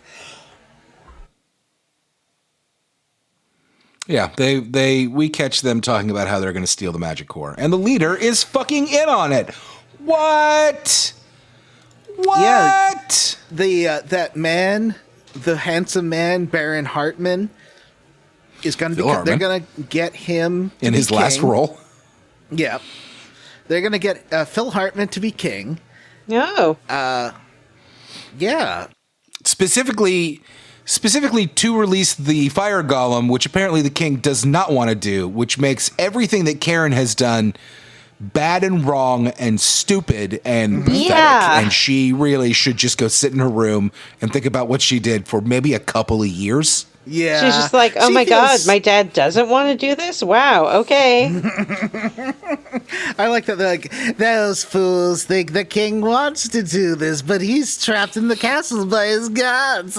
Yeah, they have a conversation where it's all exposition of their evil plan, and they're just talking to each other, so there's really no reason to be going over it. In the fucking main hall of the resistance base. Yeah. Mm-hmm. I love that the giggling man is, oh, you're quite naughty, aren't you, leader? You evil little lad. So they're working with Lord Aoka to get the Baron appointed to new king. Because whoever has the magic core is the king, I guess, right? I don't think that's how it works, but I guess. No, in fact, that seems to very specifically be not how it works. We learn later on, but whatever. Mm-hmm. Well, they don't know. They don't know the secret of magic cores, okay? Oh, I hear little Dory's bell, and it's so cute. She's being real annoying. What's she doing? She wanted to come in, and I thought she wanted to come in and get some pets, but what she wants to do is come in and run around my bedroom like a psychopath. Aw. She's a good girl. Ugh. Don't lie to my cat. You're a little gremlin. You hear me? So unfortunately, she makes a noise, and they see her, and they're like, "Oh, our little princess friend was snooping in. I guess it's time to kidnap her." Well, actually, no, sorry. They leave, but they see her, right? I can't remember what happens, but they find her and they catch her. Atsuma had gone to bed. Rygar's locked up, and they bust her, sits hiding behind a column or whatever. Yeah. So they go and kidnap her, and oh no, she follows them. That's what it is. She's like, I can't go wake up Atsuma to help because I was such a fucking asshole to him. Guess I'll go on this dangerous mission alone. Instantly gets busted. Yeah. And then Mystery Man talks to Rygar. He's like, "Hey, it's me, heterosexual Mystery Man. I just want to tell you that I like girls and monster trucks. I'm a cowboy or a plowboy, if you know what I mean. And what I mean is not gay." He shows up and tells Rygar that Karen is in danger, and so Rygar does what Rygar do and bursts through the wall like the fucking Kool-Aid Man. Oh, yeah. It's great. I loved the Kool-Aid Man as a kid. I thought he was so fun. I liked his way of going through walls. Then we get a fun flashback between Karen and her father, the king, where he explains to her that they must never awaken the Emperor of Fire. Because does he explain that they are also Magicors? Or is that after? I feel like it was right around then. Well, we know that because of Toya, but yes, they do talk about. We already know that Karen is also like this ancient bloodline. She's a Cetra as well. Father? Her father is the king? What? Yes, she has a flashback talking to her father, the king. She's a princess? Yeah, they do tell Atsuma, and I appreciated that Atsuma's like, yeah, I figured it was something like that. You know, even he is not surprised by this revelation. Yeah. Which is pretty shocking because he is very clearly supposed to be a fucking idiot. Yeah. A big, stupid dum-dum. So you've got to get out of the mine. Did we talk? We glossed over repelling the attack, right? We repelled the attack. No, we talked about the repelling the attack. We repelled the attack. Karen has been kidnapped. Rygar breaks out. Atsuma wakes up. Rygar, Atsuma, cowgirl, whose name I can't even fucking remember. Yuki. And go after Karen. And we head back into the mines. And guess who we run into first? That's right. The Giggling Man. And he's like, I have a name, you know. Yeah, they keep referring to him to his face as the Giggling Man. And he keeps interjecting me like, I have a name. They don't care. Is this when he like body shames Yuki as well? Yeah, he's like, who wants an ugly garbage girl? Does he call her flat or something? Yeah, he basically says she could never have been the spy because she's not sexy. And female spies are all sexy seductresses. I'll tell you what, even though that was really like gross, I did find it kind of funny that they were all of them then chimed in and were like, oh yeah, all female spies are like hot babes. Yeah. It's true. Like, what a bunch of fucking morons. Can you name one female spy who wasn't a hot babe? Sorry, John, can you repeat that? Can you name a female spy who wasn't a hot babe? Not without getting myself canceled. Yeah. Julia Child was a tall drink of water as a young lady. Yeah. Yuki tries to prove that she is a hot babe by going, ooh, baby. And nobody likes it. No, it's terrible. And again, I will say the Giggling Man and trying to tell them his name and that he can't get it out. Also, I did find a little funny. Are you saying you identify with trying to tell people something, but they keep interrupting you with nonsense? Is relatable, Matt? I didn't say anything like that. Didn't say the word relatable. Oh. Because it's like how when you try to talk and we're like going on about Mary Poppins. Oh my God, you're doing it right now, aren't you? We fight the Giggling Man. Whoa. I thought this was a great joke. It was pretty funny. you fight him, and then you're like, oh, you're gonna defeat me or kill me now, like, or you're gonna not even do the job, and then he gets killed somehow by Lord Ooka. Is that right? I don't remember this part. I don't know. Vanessa? What was the question? How does the giggling man die? Because he dies right here. Is it Lord Ooka's knights that murder him? God, how I'm just going to assume that we kill him. Yeah, we must. I mean, Yeah. someone does. Yeah, someone does. He's dead, and... before we leave the base, we tell the leader we're on to him, and he's very sad and sorry, and wants to apologize 100 times. Yeah, I he hope cries. Yeah. Atsuma calls him a leader of losers, which is not great, actually, because that implies that he's been leading the losers, whereas I think it's more that he's the loser and the rest of the resistance is fine. But, Well, also, we leave him to his fate with the resistance, who now know he's a traitor, which I assume means they're going to fucking kill him, which is pretty good. Yeah, probably. He deserves it. He definitely does. Anyway, we beat the giggling man, and then immediately, we have to fight Lord Ooka. Whoa! Hopefully we won't have to do this 3 more times. Why would we? Well, and here we have to fight him with a couple of golems. He's like, I'm not even going to fight you one-on-one, brother. You're going to fight me and my golems. We've gotten scraps of backstory as to why he hates his brother, and it seems to be that they were in battle and he killed a bunch of civilians, and then his brother didn't punish him, and that's why he hates him. Didn't kill him, I guess. He did give him that scar, though, right? So it seems to be a jealousy thing more than anything. First and foremost, he hates his brother because his brother's fucking awesome, and he can never match up, and so that's why he hates him. That is why he kills a bunch of civilians during the war, and his brother basically does nothing about it.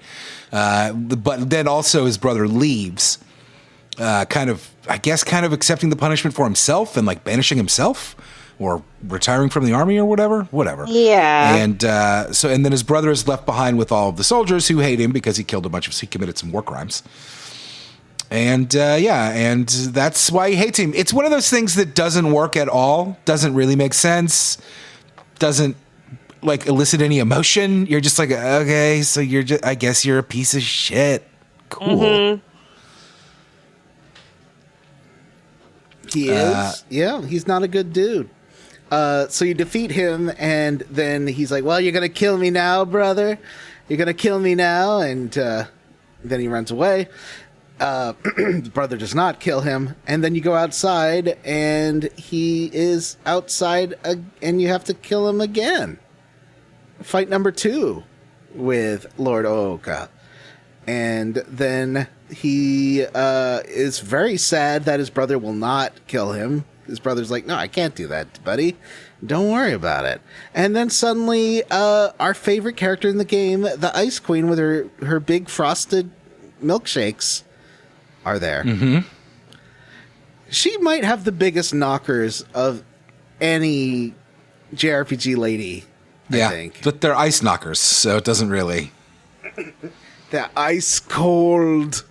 She does have one leg that is clothed and one that is not, and the one that is not is clear, see-through ice, which is kind of neat design. Yeah. And she's there with Toya again. And you know what? Toya does not want to be rescued. Yeah, we're going to have this conversation 3 more times this chunker as well. Yeah. About how Toya doesn't want to be rescued. And she's At this point, I don't want to rescue him. I hope we don't. Well, don't you think that he's trying to tell us how to kill the Ice Queen, though? Yeah, kill me and you'll kill the Ice Queen. Yeah, he keeps saying, you have to go through me to get to her. You have to kill me. That's a good point. And she's kind of scolded him for asking Atsuma to kill him in the past, so... Yeah, she keeps modifying his personality. She, takes away his passion because he was being too passionate. So then he's like, but you still have to kill me. Mm-hmm. And she's like, okay, here's the deal. I'm going to attack London in like an hour unless you summon the Emperor of Fire. So why don't you get to that, kids? That's the only way you're going to defeat me. I'll meet you there. It doesn't seem like she's like afraid of the Emperor of Fire, though. So maybe we get a shouldn't cutscene where do she this? talks to the Emperor of Fire, and they seem like buddies. Mm-hmm. Also, I don't know if you mentioned it, but Atsuma does break the magic core at some point. He's like, "Oh, just glue that shit back together." Oops, I grabbed it Yeah. too hard. Well, yeah, because it was right in this warehouse. And he picks it up. He's like, oh, shit. It breaks. And then suddenly his arm talks to him. He's in weird arm sigil land with all these like arcane symbols around him. And his arm's like, hey, buddy, you suck on your arm. Just like keep doing what you're doing. But I don't like you. I'm stuck with you. And, oh, hey, Emperor of Fire. Emperor of Fire's like, oh, sup, dude? He's like, I haven't seen you in 1,000 years. You're looking good. He's like, thanks, buddy. I've got something for you to do. So here's a heads up. Whisper, whisper, whisper. Okay. That's a great cutscene. I think it's great. What do you think, Matt? Vanessa? Is his arm his biological arm, or is it like a Bucky arm? I think it might be like a Bucky arm, or he like touched a cursed thing and got maybe like a golem into his body. We know it's not a biological arm. We saw a bunch of replica golem arms in That's Professor true. Ko's lab. Yeah. His arm is a devil golem. That's why he smells like a golem. No, he can't like take it off though. No, I don't think so. I think it's like really attached, not like Bucky. Yeah, I think it would probably hurt him to have the arm taken off. Anyway, we head into the castle and everything is all icy. And the place is filled with golems. This annoys me in games when you go back to a place you've been before and it's suddenly filled with monsters. Like, why not fill it with soldiers or something that would make sense? All the Why are soldiers there are monsters dead. here? Well, they aren't dead, actually. Atsuma explains he's seen this before. They're not dead. They're just sleeping. But where did the monsters come from? The Ice Queen, like, popped them out. Like eggs? Yeah. She laid them? Yeah, she laid them like eggs. They hatched. And they have been attacking people and filling them with kind of a lack of energy. No, Also- the snow fills them with the lack of energy, which shouldn't affect them inside, but whatever. Yeah. And Karine is like, so, hey, Atsuma, how did that whole thing with Toya work? Like, did he become a magic core? Like, did he then have control over the goal? I'm like, I'm just thinking about it. And Atsuma's like, oh, why? And she's like, no reason. I'm not thinking. She kind of trails off and walks away. Even I understood this is foreshadowing, Matt. Yeah. You walk around the castle. There's a couple of good. There's one really good chest in a corner in a room you don't need to go to. It's got like a big move for Karine. No, a weapon for Karine, which is good. I like putting these cool crystal heels on her. That's a lot of fun. She can step on Matt anytime with those, right? No, Matt? she can't. She sucks, and I hate her. Oh, okay. She's a bit bossy. So you go into the king's audience chamber, and he's a little. Let's see. I'm trying to think of a Mr. Freeze style pun. He's got an icy reception. What do you think about that? That was great. I loved it. He's got a cool demeanor.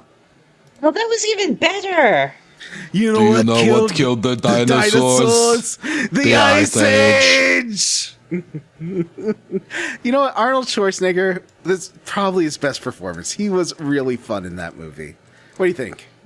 I think he calling was it his best paid more than performance anyone is else. insane. Well, what? Is there a movie where he's made you cry because of his great acting, Matt? Twins is pretty good. He's all right in that. But I think he's having a lot of fun in Batman and Robin. And Terminator 2 didn't make you fucking tear up at the end? Okay, you're right. That was a pretty good performance. What But he's kind of being monster a are you? robot. True Lies is an incredible movie. Oh, yeah, I like that one. I didn't like that one scene where Jamie Lee Curtis drops a gun and it kills all the bad guys. I thought that was bad. I'll give you that. And then there's the whole Elijah Dushku on the Harrier jet, right? Was it Elijah Dushku? I think it was. Anyway. So Arnold Schwarzenegger... No, Ice Queen is there. Her dad is frozen up in a big ice crystal in the ceiling. And the Ice Queen's like, oh, the daughter's here to say hello to her father. I'm afraid her father's got an appointment with death. And she drops him on the floor, and Kareen's like, no! And he's like, oh, honey, sweetheart. And she's like, don't sweetheart me, you son of a bitch. And then throws some big icicles through her dad. Oh, no. Well, on the plus side, Kareen is queen now. Does she ever think to maybe thank the Ice Queen for what she did? No, because she's not grateful. Well, we know she's a princess, but do we know that she's the crown princess? Is she the heir to the throne? Or is she, third or fourth in line? I don't feel like we know. We don't know. But they have not mentioned any other children of any other heirs, so hopefully this means she will stay and rule the kingdom like what's-his-face in Grandia 2, and we don't ever have to talk to her again. Rowan. It hasn't been long enough for me to forget all the names of Grandia 2 yet. Chapel Rowan. Rowan, yeah. Sorry, I swallowed some Diet Pepsi, and it went down my windpipe. Which is the wrong pipe for it to go down. Not if you want to breathe Pepsi like a fish, like a Pepsi fish. Ooh. I saw there was some lightning Diet Pepsi at the store. I kind of want to try it. It was purplish blue. I actually like Pepsi Zero. It's pretty good. Yeah, that's what I drink. Or Diet. Honestly, I feel like Pepsi Zero and Diet Pepsi taste identical. So I don't. I think Diet Pepsi is worse. Weird. I think they use different artificial sweeteners. Oh, that's probably it. Anyway, so the Ice Queen's like, anyway, you should go resurrect that Emperor of Fire. Ta-ta. And Toya's like, again, I do not want to be rescued. I do not need your help. You dumbass jerk. This is where she does the whole messing around with his emotions thing. Seems like everyone's been inside Toya's brain, like, experimenting with his personality. Because Ko did as well. We head up the stairs and higher into the castle to find the Emperor of Fire's, what do they call it? Like his chamber or whatever? Which is apparently at the very fucking top of this castle. Yeah, you got to go all the way up there and then across a bridge, and there's a beautiful fountain. On your way across, one of the Ice Queen's, like, lady minions shows up, and she's like... A bunch of them do. Yeah, she's like, you're never going to get past us, sweetie. And we're like, oh no, we got to fight these easy-to-kill golems. But we do not have to fight these easy-to-kill golems. Vanessa, why don't you describe what happens next? What happens next? That's a great question, Johnny. With these easy-to-kill golems is it Mystery Man? Yes. Mystery Man comes. Yes. Yes, I did the remember. Mystery Man comes. We met him before in the old bombed-out academy. And he showed up to Rygar as well. Mm-hmm. And he just dispatches these, and he's like, what's up? It's me. It's Mystery Man. He's got these really kick-ass, like, homing shuriken now. Whoever this Mystery Man is. Yeah. And that's so pretty that's amazing. cooler than a saxophone, right? Yeah, it's much cooler than a saxophone. The girls are like, who is this man? He's like, why don't you just keep calling me Mystery Man? I like it. Mm-hmm. They're who is this ladies man who loves ladies, clearly? I got bumped in the head and now I'm heterosexual. That's how it works. That's why they call it heterosexual. Oh, so he takes out these ladies. He's like, well, I could help you more, but I gotta go. Bye. Yep. And he tuxedo masks his way out of there. Doesn't he? Is this when he tells Atsuma that Atsuma has to save Toya and he's the only one who can do it? Yeah. Or was that last week? No, I think that's today. So he has some gay left in him, which is good. I was worried they'd make him totally straight, but obviously he still has affection towards his unrequited love of Toya. So, well, the rock that hit him on the head can turn him straight, but it can't make him not love his friends, you know? That's true. So now you insert the magic core, and it doesn't work super great, but they wish really hard, and they insert it into the Emperor of Fire statue, and it sort of works. It works enough to open a passageway, but it does seem pretty busted. Mm-hmm. I did grind here for like 45 minutes listening to a podcast because it had a healing thing, so I didn't have to worry about VP, and I gained a bunch of levels and bought some cool gear. That's my pro tip. You should grind here. Matt, did you grind here? I did, in fact, grind here just a little bit because I wanted to. There was a shop, and I wanted to get enough, whatever, money to buy something. Somebody's last weapon, something like that. Yeah. There's some good stuff here. So it does seem like the game really wants you to grind anytime there's one of those victory point refresh points or vitality point refresh points. I hate this game, and I think the combat's boring, so it's really tough for me to commit to that. And if I hit a point of no return where I didn't grind enough and can't beat the game, oh well, I don't care. Wow. I don't give a shit. But what about your multiple saves, Matt? What about them? Wow. So I grinded here, and I almost got killed by a random encounter here. I had to redo a fight that was pretty intense with like a bunch of guys that were doing lots of light damage. Was it in front of the vampire? Is that here? It was right before the vampire. For some reason, right when you get onto that platform with the vampire golem that you get attacked by like 6 or 7 guys at once. Yeah. I escaped the fight. I couldn't fucking believe it. I looked at it and I was like, no fucking way. Am I doing this? I just used some EX moves because the vampire was easy.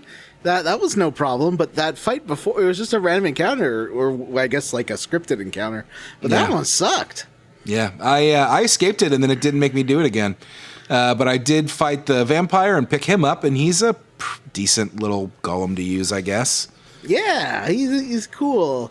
I forgot what I called him, probably like Mr. Sucker or Kissy Man or something stupid. Yeah, I actually had to run back to the start of the dungeon at this point, escaping all the battles along the way because I was out of vitality points for most of my characters, and was like, well, I just figured there'd be something coming along that would recharge it, and I was right. Because once the nice thing is that the game does let you escape battles without any sort of it does penalize your vitality points, but it's not like a lot of these games where maybe you can fail, like you just leave the battle. Yeah. And then you can just continue on. Like it'll screw you because you won't be able to get in it. You know, your vitality points. You'll lose like 25 vitality points for escaping a battle. Yeah. There's a couple of skeleton golems in front of energy crystals, those energon cubes that you got to get in this dungeon. This dungeon has some swimming portions where it gets like a water pipe broke. You know how it is. The perils of home ownership, am I right? None of us own homes. Because we're all 20-somethings, and housing prices Right. terrible. It wouldn't be appropriate for us to own a home at our young age. Yes.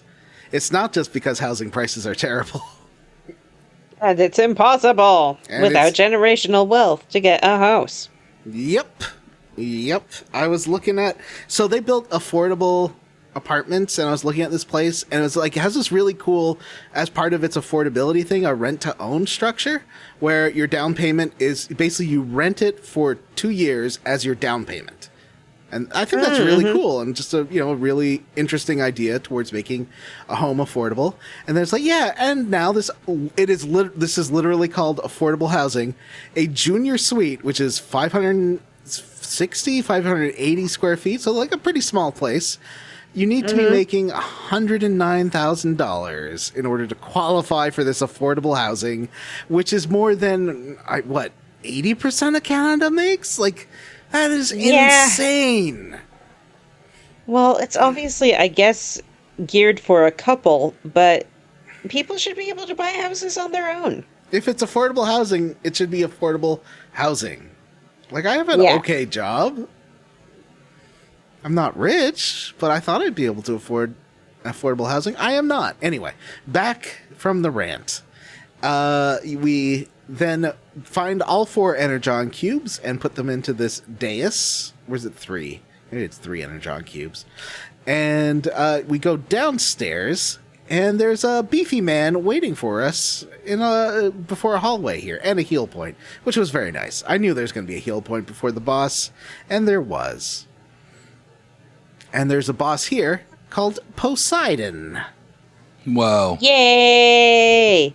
It's another Splish, splash, golem. It's the king of the deep. Oh, yeah, it's just a golem.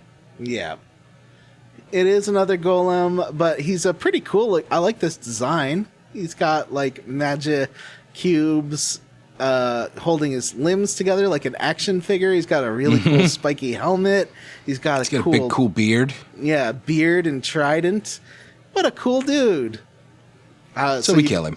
Yeah, we kill this golem, we get his magic core, and then we finally get access to the real end of this dungeon, the throne room of the Emperor of Fire.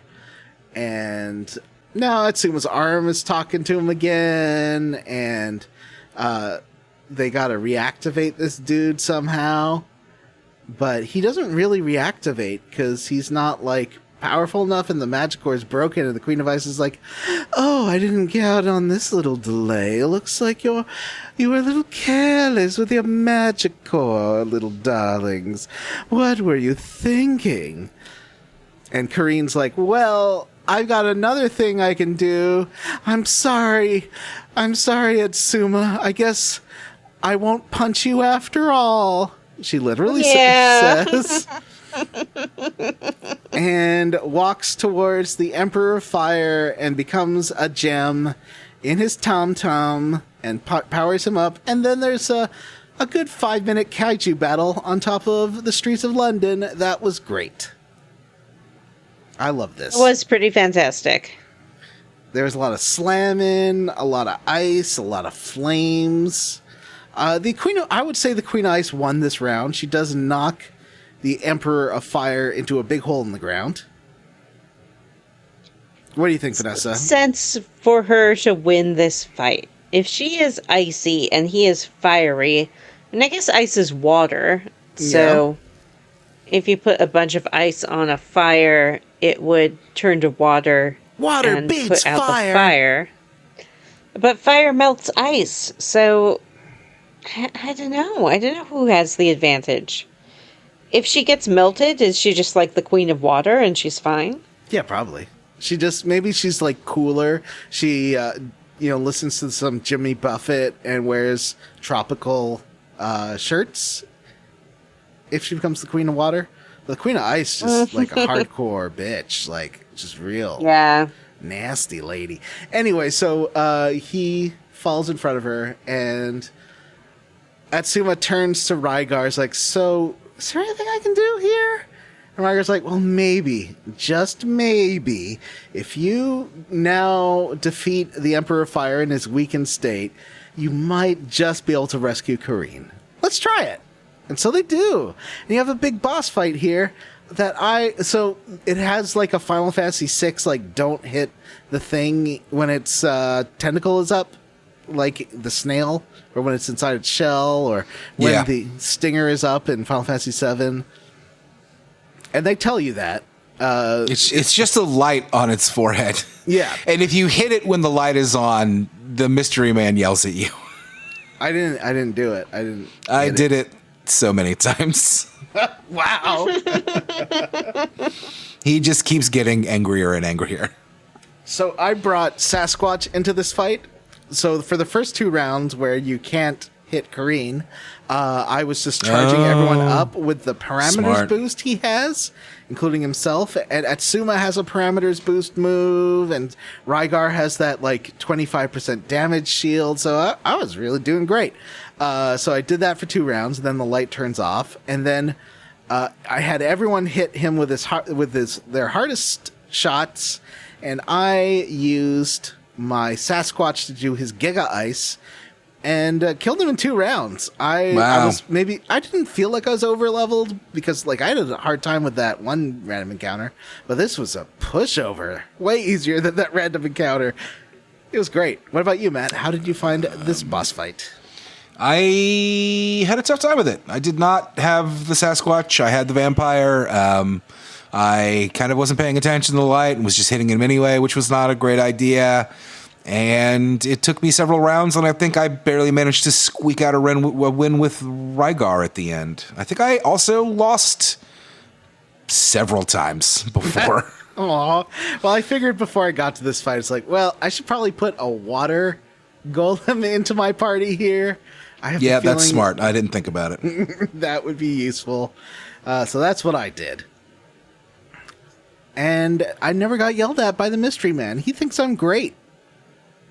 And a friend, and not a lover because he's not gay.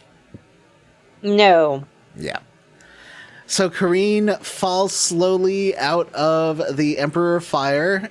She becomes person again. Atsuma catches her just in the nick of time.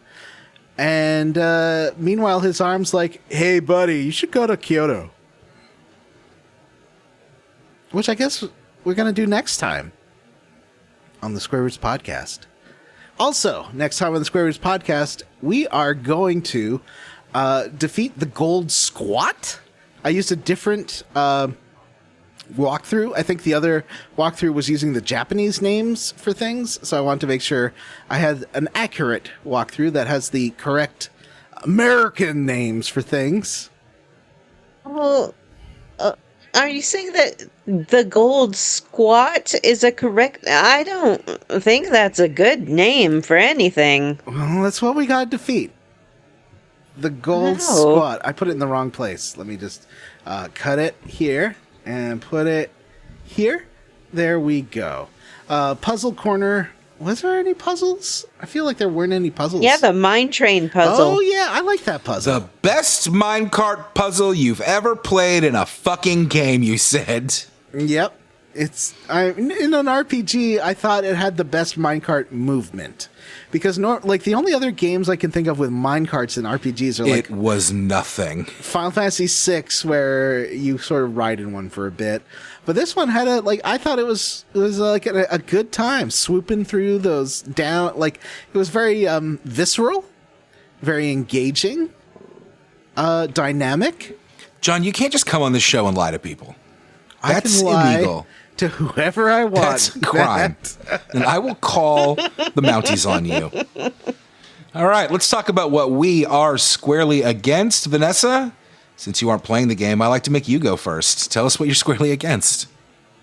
I am roundly for the gorgeous man and squarely against his untimely death, although maybe he's alive. Oh, yeah, we forgot to say Lord Ooka. I forgot the whole Lord Ooka thing, because he does die here. Yeah, our third fight against him. He gets before we make it to the throne room. Yeah, Rygar has to fight him 1-on-1, and then finally kills him. The end. Because Lord Ooka did murder Hartman, which was very mean, and he also then he was about to kill Kareen, and that's why Rygar interfered. He's like, you can't kill Kareen. I'm going to murder you. He's like, this is what I always wanted, bro.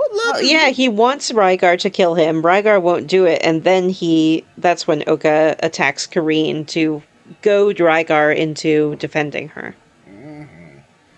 Because he takes his duty above anything else, even his brother. Sad. Yeah, but before Ooka is killed, Ooka does kill the gorgeous man. No. Although I think if you go to his body, it says he's like barely breathing, so maybe he's alright, but No, probably he was super not. dead. I definitely remember his body was super dead. Everyone else was barely breathing, but no, a gorgeous man is 100% murdered. Yeah. I actually liked like all of the base stuff, and it might be because I'm experiencing the game in a different way than you guys are, but I thought it was kind of funny and fun. Roundly 4, funny fun, base time, giggly man, make a stew, all of that. Love it. Matt, what are you roundly for or squarely against? Well, I don't want to keep being so negative, so I am going to say that I am roundly for being one step closer to finishing this piece of shit game. Do you really think it's a piece of Listeners, shit? let me part the curtain for you a little bit. Sometimes when we play games on this show, they're pretty fun and have good stories and characters and engaging systems. And sometimes we play games that don't click with all of us, but some of us. For example, Sea of Stars was a rough one for me. But what it lacked in things that I enjoyed, it made up for in being pretty quick chunkers and pretty quick dungeons. That's just an example. And sometimes somebody picks one of the worst games ever made. A game so bad that 2 of the hosts stopped playing it during the first chunker. And those are the times that I want to burn the entire world to the ground. Aww. I would like to throw us all into the sun. The end. Even me? Your best friend Johnny? Especially you.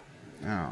Oh, bye, Johnny. I don't want to go to the sun. Nothing in the sun. Wear sun cream. Not to get too Bye. whiny about it, but the realization that I have to get up tomorrow and play 5 or 6 hours of this game really is ruining my weekend. So, Bud. next time on Square Roots, Matt probably takes the rest of the season off. No, I'm kidding.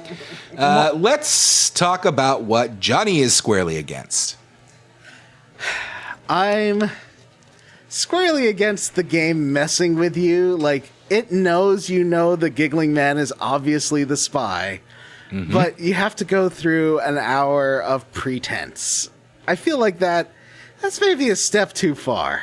Yeah. I like this game. I felt that section was very long and boring.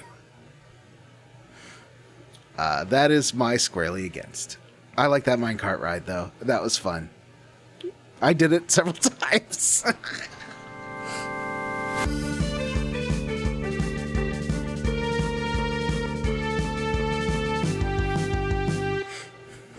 Anyway. Now next up is our famous segment, Level Up. Why don't we start with the showstopper? Matt, you had a great time last time graduating with your son. It's one of the class. What did you do this week? 3 things. I'll try to keep it brief. I did a big rewatch/watch of Stranger Things.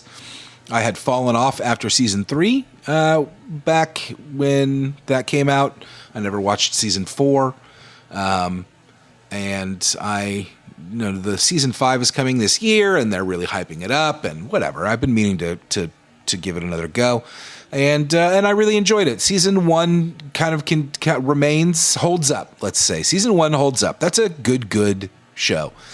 And then I think it kind of gets a little progressively worse from there. 2's like good but not great, and then 3's like got some bright points, but overall is not very good. But I wrapped up season 4 just last night, and you know what? It was fantastic. I really liked it. Wow. And I'm really excited to watch season 5. They did some smart things that they really needed to do. If you've seen any of the previews, you know that they introduce a monster named Vecna in season 4. Vecna is a D&D character, but if you remember Stranger Things, they equate all of these monsters in the Upside Down to D&D monsters anyway. Oh. And it gave the show something that it really needed, which was a villain to monologue and do things, and not just a monster for them to run away from.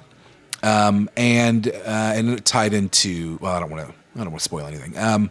But it was really good. My only real problem with the show at this point is that it's got like a character bloat problem, where they keep introducing great new characters in these seasons after season 1, like Max and Billy in season 2, and Robin in season 3, and Argyle and Eddie in season 4, who are all fantastic. And then hanging around in the background are the original 4 boys that, frankly, could have left the show at any point, and I would not care. I would not care.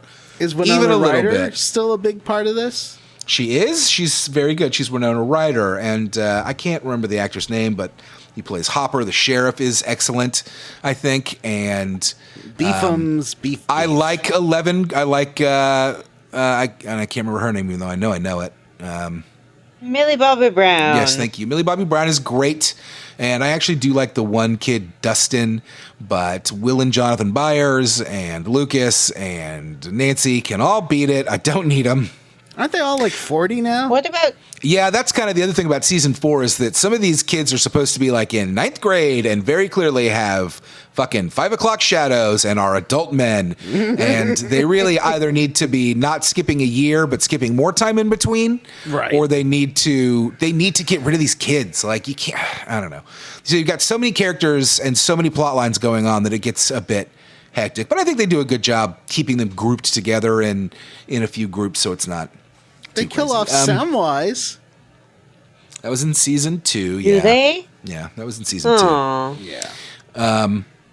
He was great. Anyway, but it was good. I after season 3, I was kind of season 3 had some bright points. I didn't realize this my first time through. Steve Harrington, the kid, he was in the first season best character on the show. It's wild. He's the best character on the show. The only one that has a character arc, number 1. Did you ever see that interview with the Steve Harrington and John Romeo? What's his name? No, Ralph. Oh, what's his name? Ralph Macchio? No. You can't ask us what his name is when we don't know who you're talking about. John Ralphio from no, Parks they do and look Rec. a little similar, don't they? They look a lot alike. Yeah, I bet. He's great. And anyway, I don't remember what I was saying. Ben You Schwartz. distracted me. Yes, Ben Schwartz. You distracted me. Ben Schwartz? And now I don't remember where I was going with that. Steve is secretly the best character You on the watched- show.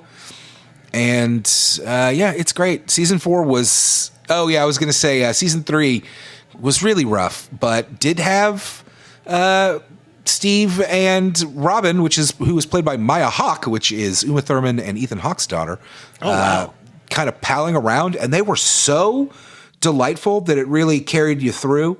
And then in the 4th season, they're working together in a video store, and I straight up could watch a show that is just those two working in the video store with nothing else. None of the monsters. I don't need any of it. Just those two goofing off in the video store. So good. Next up, I finished a book. The book was called Lost Man's Lane by Scott Carson. And the first thing I want to say is get out your book reading device and purchase that book immediately.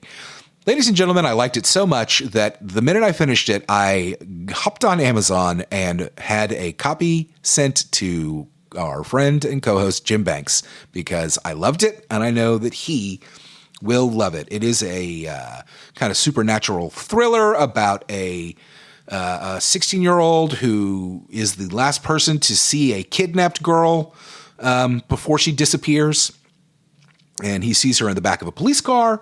And when he reports this, the police officer, turns out, doesn't exist. And it gets weirder from there. It is excellent. The way I described it to Jim is that it is kind of it's like a Stephen King novel if Stephen King was nostalgic for the 1990s and not the 1960s. It is set in 1999, and it is about teenagers in 1999. It touches on lots of real world things that happened in that year, Y2K panic, several, real world things that happened, Columbine. But it weaves that in with this kid's day-to-day life and this creeping supernatural horror element, and it is fantastic. fantastic. I've read a lot of books this year. I've read a lot of books that I've recommended on the show. This is my top recommendation. If you like thriller, supernatural, horror stuff at all, go get it right now. It's not like a horror movie. It's not a bloodbath. There's no monsters running around killing campers or anything like that, but it's great at building atmosphere. It's great at building tension as time passes. It takes place throughout 1999. It blew me away. Couldn't believe how good it was. Say its name one more time. The book is called Lost Man's Lane, and the author's name is Scott Carson. And finally, Vanessa and I can kind of share a level up here if you'd like, Vanessa, because we both watched a movie. That's right. We watched Captain America, Brave New World. It was boring. Yeah, it was not. It was kind of a nothing movie, yeah. I felt. Like, it had a plot, which was not too complex or difficult to follow or anything like that, but it just, like, I don't feel like it really took me anywhere or gave me anything. Yeah, I couldn't agree more. It what it wants to be is like a Tom Clancy-esque spy thriller, but it really fails miserably at that. It wants to do some like Top Gun style dogfighting, and it really just one of the most boring action scenes I've ever seen in a movie. I will say the only thing I did enjoy was big old Harrison Ford Red Hulk was a pretty good time when he finally showed up. Like I like a big CGI monster. I felt like it really wasted Daniel Stearns as the leader from the original Incredible Hulk movie coming back, and it really wasted Giancarlo Esposito as the leader of the Serpent Society, who we basically never see more than Giancarlo and one other guy, so not much of a society. Yeah. It's the type of spy thriller where the heroes are running around trying to figure out who done it, and then the villain just walks out through a door and is like, "It's me. I did it." Yeah, it was me. It was me, Tim Blake Nelson from Oh Brother, Where Art Thou? It's not good, which is a bummer. And after seeing Thunderbolts earlier this year, I kind of maybe got my hopes up a little, though a couple of people watched it before me. Jim did, and my brother did as well. And both of them were messaging me throughout and just telling me, like, this is pretty bad. So I guess maybe I actually went in with pretty low expectations.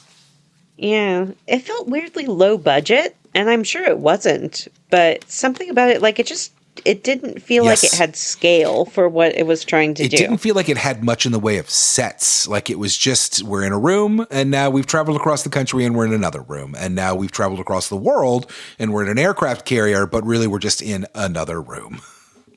Yeah, I don't know. It just, like... They blew that budget on Red Hulk. There wasn't anything about it, like...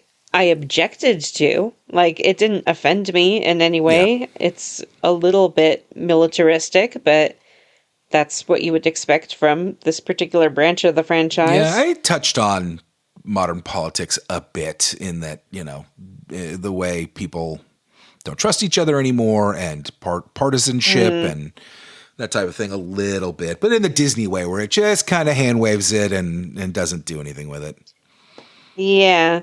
I guess the biggest surprise for me is that it tied into the Eternals, which I never expected any Marvel property to tie into, but there you go. Yeah, I knew that was the thing. I had heard that the adamantium was coming from the Celestial, which is a weird decision, and can we just not? Like, it's time to just let's let Doomsday and Secret Wars put this to bed for a while, and let's get maybe some X-Men movies that are not tied to this, and maybe have some good writers that aren't bad. Sorry, writers of Captain America Brave New World, but it sucked. Anyway, that is how I leveled up. And I guess... Oh, go ahead. I do want to add, like, and this will be a little bit more spoilery than what we've said before, so if you care about that, just, pop ahead a little bit. A big plot point of this was that you had, like, brainwashed Manchurian Candidate type people, and nobody seemed to, like... in this world where they know that Bucky exists, like they know about the Winter Soldier program, it's not a secret. We know that like movies in the Marvel universe exist here, so presumably they've seen Manchurian Candidate as well.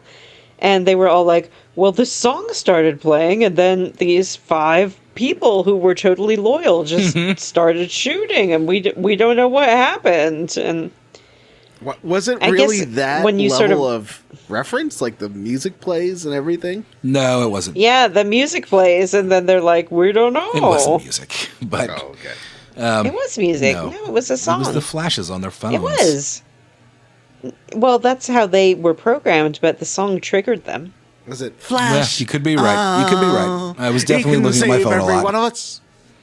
Sorry. That would have been amazing, actually. No, it was like Blue Moon or something like that. Some song about something blue, but I guess it made a little bit of sense when you learned that the president was kind of trying to hide what was going on. Yeah, he was trying to cover things up. But you're right. It didn't make a lot of sense. Like, you would think you never see, like, you don't see the media in this, but you think the media would be like, well, they're saying this is going on, but also we know the Winter Soldier exists. He's a congressman now.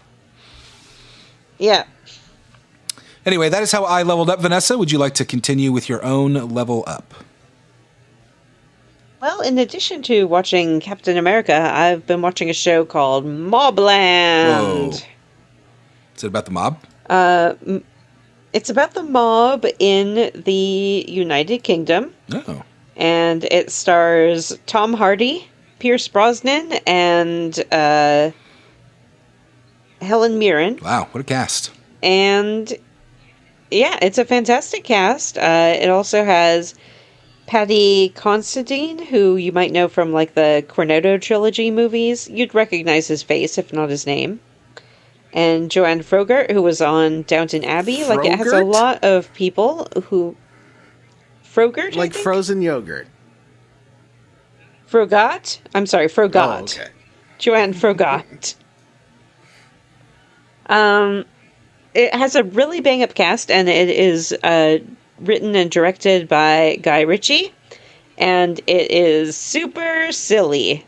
It's, if you're looking for, like, a grounded Sopranos type mob story, this ain't it. This is very much like high operatic mob drama with glamorous houses and apartments and tons of money and violence, but in a almost cartoony kind of way. Like, there's nothing about this show that sort of feels like it has its feet on the ground to me, but it's still fun to watch. So if you like kind of more silly crime stories, you might enjoy Mobland. Cool. And that's how I leveled up. Johnny, how have you leveled up? Well, this week, I watched some Taskmaster. I didn't even finish that episode, so I don't want to get into that. I've been playing Star Control 2. That game's great. What a fun little game. I really like it. It is very addictive. It does have that thing of it's addictive, but the things you do take a long time. So you like look down and suddenly 2 hours has passed and you're like trying to get a couple of goals accomplished and you're like, no. You scream out loud as one does. Otherwise, I'm going to download Metaphor ReFantasio to my Xbox. That's my next plan. I'm sorry that I don't have anything exciting to level up about today, but I'll try to be more interesting soon. How has Porky been recently? Talk about that. She's been a little bit barfy and poopy. A little bit. Yeah, she's having some digestive stuff, Porky. but I'll see if I can swap out food. I think her wet foods may be giving her some tummy things, so I'll try to get some better quality wet food. I don't know, she's not feeling great today. She's hiding, so I'll go see what she's up to. Jack was sick to his stomach earlier this week, and it was very upsetting for me. He had a big hairball that I think then irritated his intestines. But he's better now. That's good. Yeah, a lot of cleaning up cat excretions this week. Not my favorite thing, but hopefully she gets better. We'll see. Yeah, that's kind of a bummer, actually. Sorry, no. I guess I shouldn't have brought it up. I was thinking if I've done. Oh, I did watch the first episode of Vanessa's YouTube Boy. Going through some very narrow passages on his way through the Thames. That was fun. Oh yeah. I think Jim watched that too. I was glad to see that it got that much pickup on my recommendation. I like that one friendly village where everyone was just like saying how cool he was and inviting him for tea and such. That was very cute. It was really nice to see. It was really sweet. He meets a lot of people who are supportive of him, but I will say, like, the further he gets sort of to the London area, the less friendliness he starts to encounter. People are just like, whatever. Interesting.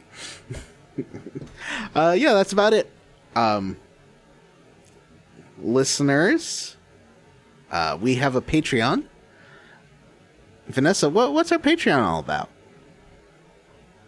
Well, the Patreon's great. If you like this show, but you want even more content that isn't always necessarily about retro video games, maybe it's about newer games, maybe it's about films, maybe it's just us sitting around playing games like word games or trivia games or whatever strikes our fancy, then you would love the Patreon. And you can get so much content. We have almost 100 bonus episodes up there waiting for you for the low, low price of just $3 a month. You can access all of it.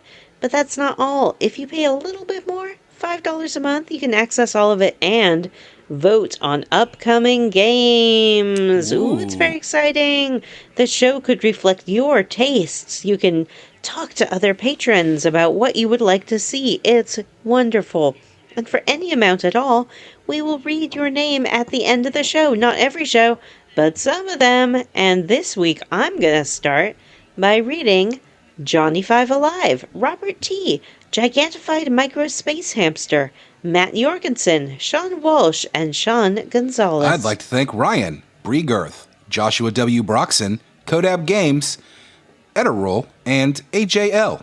I'd like to thank Tom, Nick, Brian Pitt, Sora's Keybump Blade, Tracy, the Borg Queen, Himbo Baggins, Dr. Fine, say everyone's name, and Jaybird. No Jim today. Send us an email. Jim. You know our email address. It's squarerootspodcast@gmail. Excuse me. It's squarerootspodcast@gmail.com. If you don't want to send us an email, but you still want to talk to us, come check out our Facebook group, the Square Roots Podcast group for smart, cool, very attractive people. Be-skeet at us at squarerootspod.bsky.social or hit us up over on our Discord. I'm very excited about Jim's possible new guest house. I feel like he should reserve it for all three of us. Like, we're the only ones who stay there. What do you think, Matt? I think that's going to become a teen house. Please rate, review, and subscribe on Apple Podcasts, Google, Spotify, Ghana, or wherever you listen to podcasts. Thanks to Stephen Morris for our Square Roots theme. You can find Stephen on YouTube. Links are in the show notes. That reminds me, Johnny. Last week, Jay was telling me that the episode had not posted to Spotify. I don't know if it ever did. I forgot to mention it. Let me go look. Maybe I forgot. Let's go look at it later. For the Square Roots Podcast, I'm Matthew Van Zant. I'm Johnny Brandon. Vanessa. Bye. Bye.